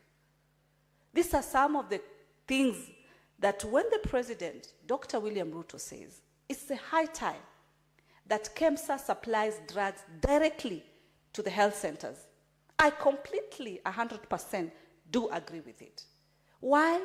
Because from the time you enter a health facility, the reception, administration, records, you go and meet a doctor, you send to the lab, diagnosis is out. What the doctor will do, he or she shall prescribe for you. When you get that prescription, your last place in any health facility is the pharmacy, Mr. Speaker. It is at that point that you're supposed to get your medication. Because without that medication, then you cannot get the treatment. Everything ends up with the medication. And that is why at the pharmacy level, it is a very sensitive place. The professionals who are there, the pharmacists, the farm technologists, are very important people, Mr. Speaker, because they are the final team. They are the final professions who will be able to give you what you need to have for you to be able to get better. And so the discussion of having medicine directly from KEMSA to these institutions is the best thing, Mr. Speaker. We've had rumors here and there, and I would want the Committee of PAC to try and investigate that when they say at times money is transferred from the health facility back to the county, Mr. Speaker. It is sad. Then how are these facilities supposed to independently run their operations, Mr. Speaker? People need to be paid. Drugs need to be bought. Reagents need to be bought, Mr. Speaker. Cleaning need to be done. Food need to be provided for the patients, Mr. Speaker. The other thing, Mr. Speaker, that is so sad, we are in 2025. 90% of our operations, 99, is through the digital platforms. Our manifesto has focused so much on digitalizing government services. We've moved from about 1,000 to over 15,000 services. Back to the hospital, Mr. Speaker. You go to any of the departments in the health facilities, these records are manual. And if they're not manual, if a staff has got a gadget like a computer, either it's a computer that is not working, or if he or she has gone further to acquire a laptop, that laptop belongs to him or her. So after duty, he or she goes with it at home. So what happens now? You find that counties have not really put the priority of digitalizing all their records in all the departments to get to know how to, what is short, what is not short, what needs to be added, what does not need to be added, and things like that, Mr. Speaker. We are in 2025, for Christ's sake. Information should be digital, Mr. Speaker. It's also safe like that, Mr. Speaker. The overcrowding that we've seen, SHA is very clear. The laws that we passed here, Mr. Speaker, are very clear. A hospital bed should only have one patient. It is sad, Mr. Speaker, to find the age of our parents. Imagine 2 men, 70 years and above, Mr. Speaker, on one bed. At times we find mothers, young mothers for that fact, have been blessed with the bundles of joy. 3 mothers at times in one bed with their 3 little ones. How many Kenyans are those? 6 Kenyans. These are things that even when you go to our social media platforms, we've voiced out. It is not stories that we are making. It is reality that is out here, which is completely very sad, Mr. Speaker. Infrastructure maintenance is a problem. These counties now, these hospitals have what we call the FIF fund. They should be able to ensure the standards of these hospitals are up to date, Mr. Speaker. They have the board that is running these hospitals, Mr. Speaker. So it just requires proper management with the little or more resources that they have. Conditional grants have also been given to these hospitals, Mr. Speaker. As I conclude, Mr. Speaker, waste management is another issue. Incinerators, Mr. Speaker, are not to standard. The last visit we did, as much as this report is for Meru and Laikipia, Mr. Speaker, in Kiambu County, it was a shock. And even the management was also shocked. Like they have heaps and heaps and heaps of waste. And adjacent, we have Kenyans living in their homesteads, just as adjacent across the road, Mr. Speaker. It's very sad.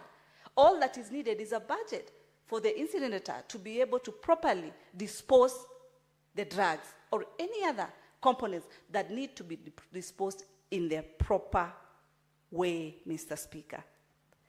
I want to agree with Senator Mwaruma. He said it in Swahili. Let me say it in English. The mortuary, you cannot suffer when you are alive and still suffer when you are dead, Mr. Speaker. The dead need to be given their last respect, Mr. Speaker. and that is in the mortuary spaces. They need to be to standard. And I want to take this opportunity to really appreciate all the morticians that we've met when we've traversed these different counties, Mr. Speaker. Men, most of them are actually, 99% that I've met are actually, apparently, they are men, Mr. Speaker. And I really want to appreciate them and ask the governors. We've met some of them who have worked for years without promotion. Looking at their package is so little. And you ask how many Kenyans will be able to do this kind of responsibility. It is a high time through the office of the governors to recognize morticians and even put a day to celebrate morticians. I mean, the kind of work that they do, it's not just for anybody, Mr. Speaker.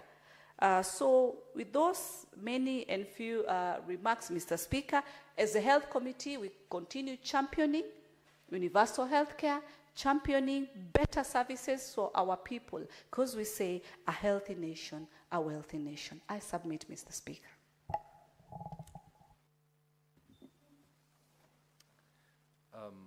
Honorable Senators, that brings us to the end of the members who have had interest to contribute to this motion. I now call upon the mover to reply. Thank you, Mr. Speaker, for giving me, Mr. Speaker. I hereby reply this motion. Mr. Speaker, as many members has contributed, and I have heard their sentiment, most of them is requesting we visit their counties. Mr. Speaker, so far, as a committee, we have visited 28 counties. And we agree as a committee that before the end of the session, we have to reach out to 47 counties. Now the remaining is 19, Mr. Speaker.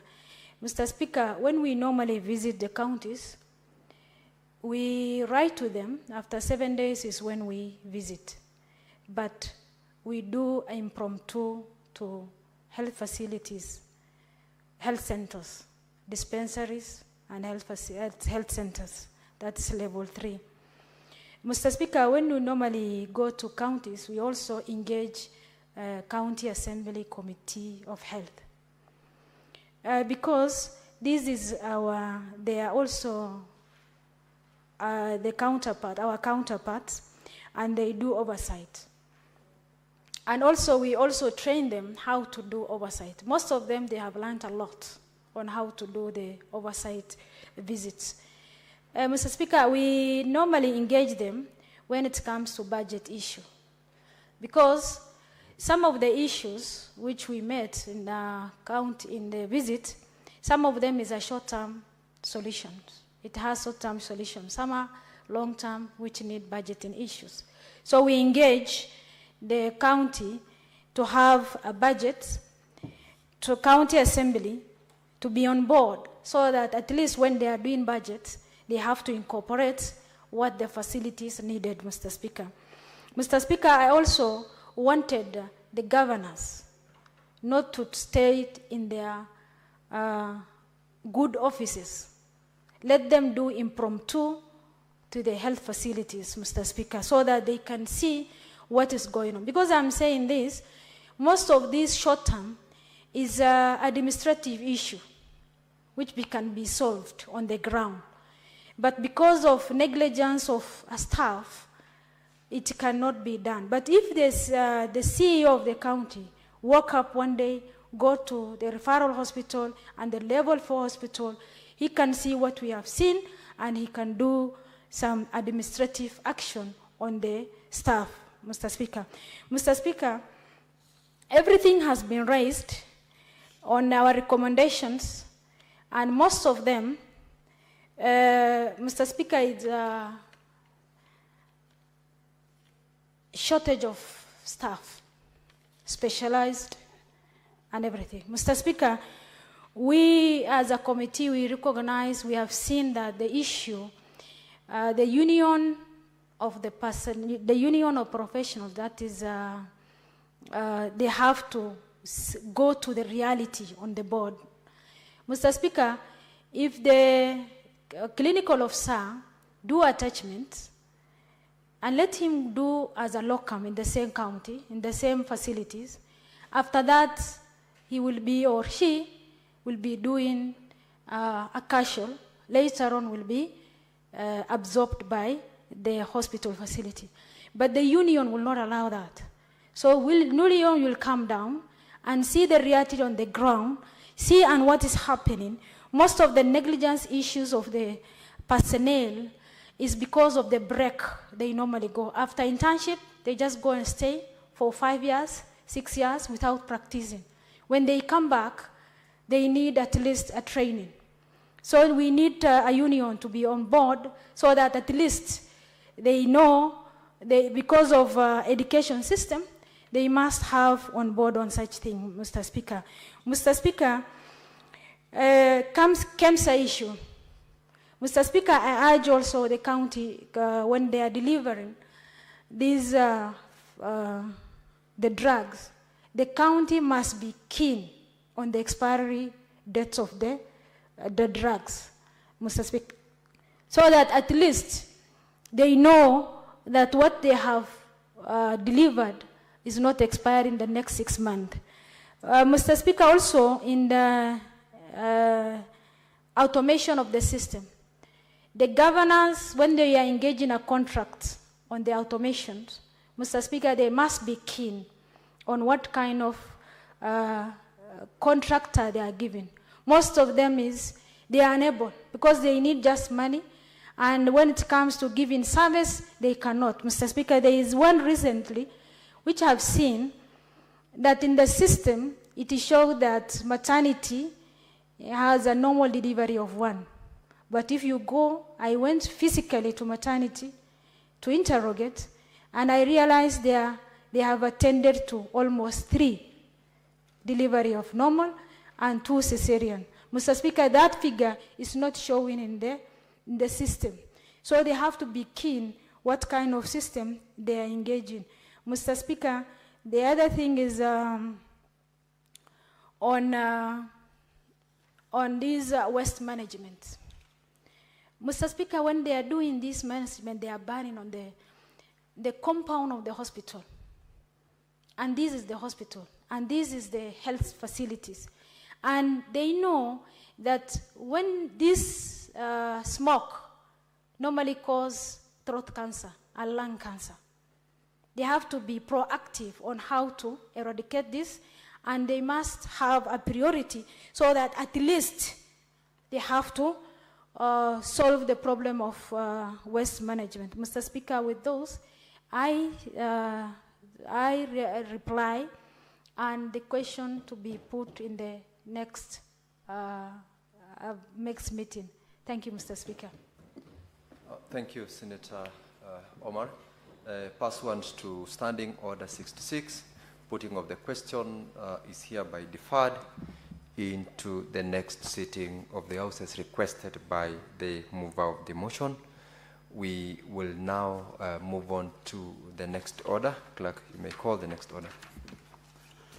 Order number 17, motion, consideration of the report of the Standing Committee on Health on the county oversight and networking engagement in Kilifi County.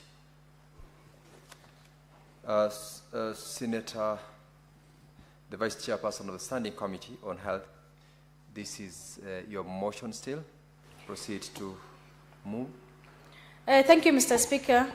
Mr. Speaker, I raise to move the motion on the consideration of the report of Standing Committee of Health and county oversight on network engagement in Kilifi County.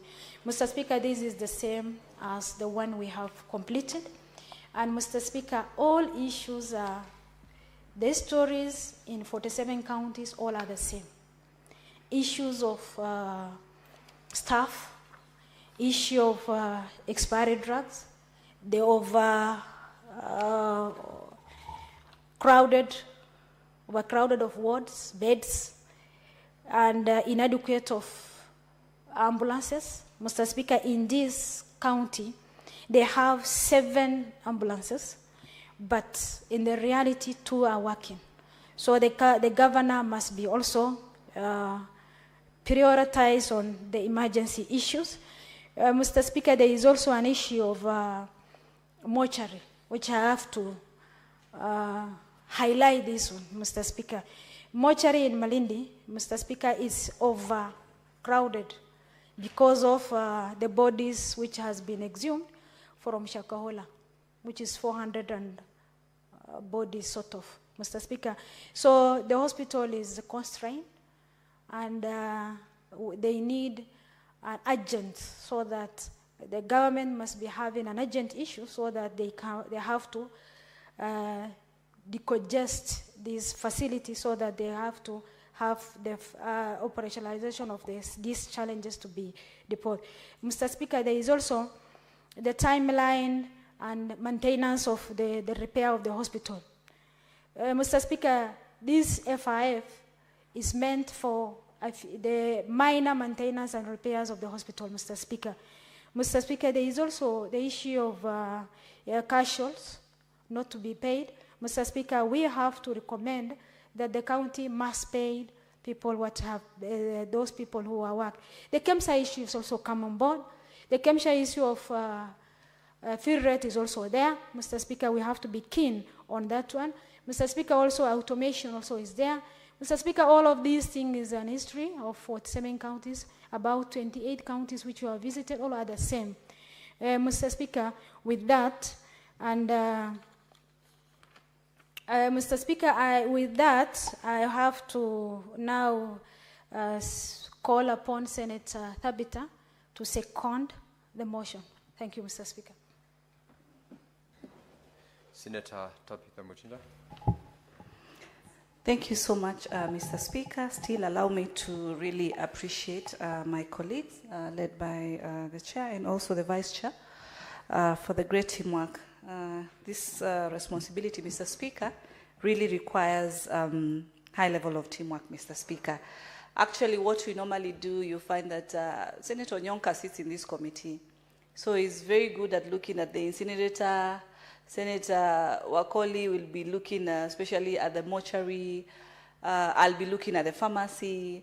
Vice Chair will be looking at the maternity wings, and we go and look at the baby center, the infants, and all that. Look at the delivery beds and all that. So it's a committee that, you know, really works on high levels of teamwork. And I guess, as she truly puts it, Mr. Speaker, we've found common repeated issues cutting across. But let me give some upload, Mr. Speaker, just very quickly. In Kilifi County, what they were able to report also is procurement and installation of the medical equipment, Mr. Speaker. That is installation of advanced radiology equipments, such as the ICT scans. They also talked about the mental health clinic establishment and expansion in their various sub-counties, construction of 112 bed male and female wards at the St. Luke Hospital, that is Kaloleni ward. And lastly, construction and completion of 30-bed maternity with operating theater at St. Luke's Hospital, still in Kaloleni ward. The issue of maternity, Mr. Speaker, is an issue that we feel there's quite high levels of congestion. Most of the counties, you find that they're trying to prioritize their budgets in terms of ensuring they have more wards, and also more maternity wings for women. And this is something really to appreciate, because then this will help in decrowding most of these spaces, as we are seeing. The issue of Shakahola, Mr. Speaker, I remember I was in that ad hoc committee. And yes, with what happened, as we all know, it has gone down in our history, a sad moment in this country. You realize, because it happened in Kilifi County, most of the bodies were staffed and have really been staffed for the longest. But I saw recently that MOH tried to decongest. The reports we have is that they have not really fully accomplished that. That then brings challenges to the county of Kilifi, whereby people are not able to really get the services of mortuary as needed because of this congestion. They should give their loved ones, the people who are affected on Shakahola, to be able to go and give a decent send-off to their loved one, Mr. Speaker. The issues of cash is not being paid. Recently, again, we were in Machakos County. Mr. Speaker, we were able to voice out on the issues that this, cashes were not being paid for 5 months, Mr. Speaker. And within 2-3 days, Mr. Speaker, I'm happy because this was sorted. There has been a lot of impact for us as a committee as we've gone to the ground, Mr. Speaker, and been able to address so many of the many issues. We promise, as a committee, we are going to ensure we will cover all the 47 counties to be able to ensure that all these issues are addressed. And I want to urge my colleagues, especially members who have been elected to serve in these specific counties, to try and avail themselves. It's not a political war or tycoonism that, my senator has come and he has come to try and hit me and show my weaknesses. It's just oversight that we are doing. With those many and few, I second, Mr. Speaker.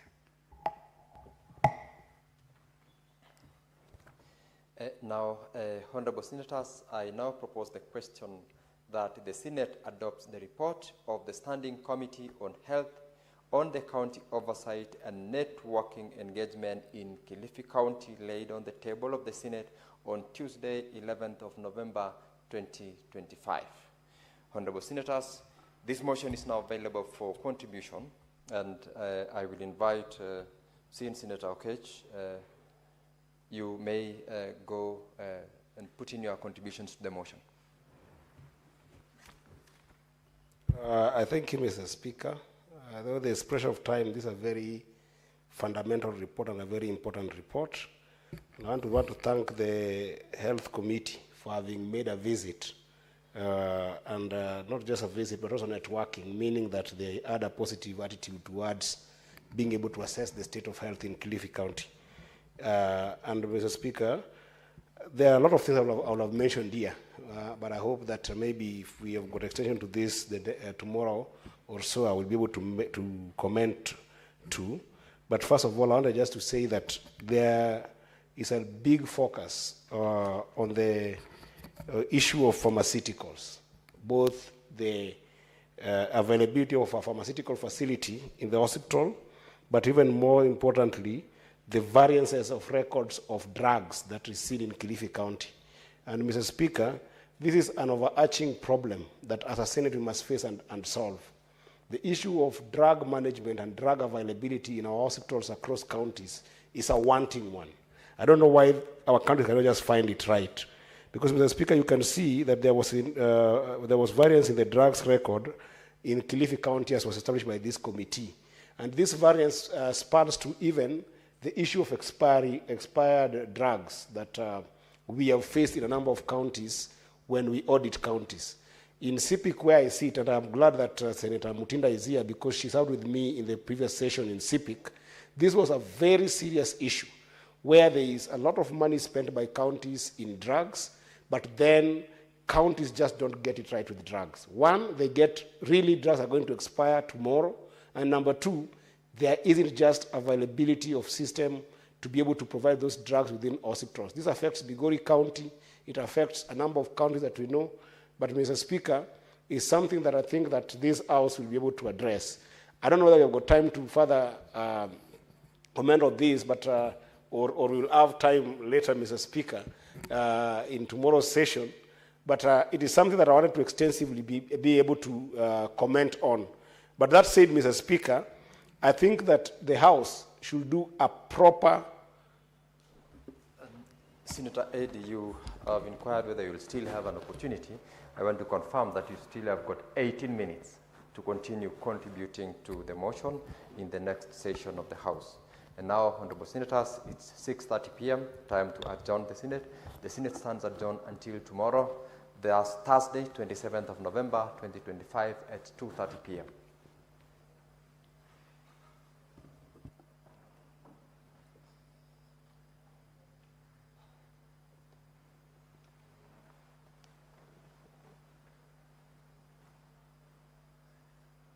I know you wanted me to reply.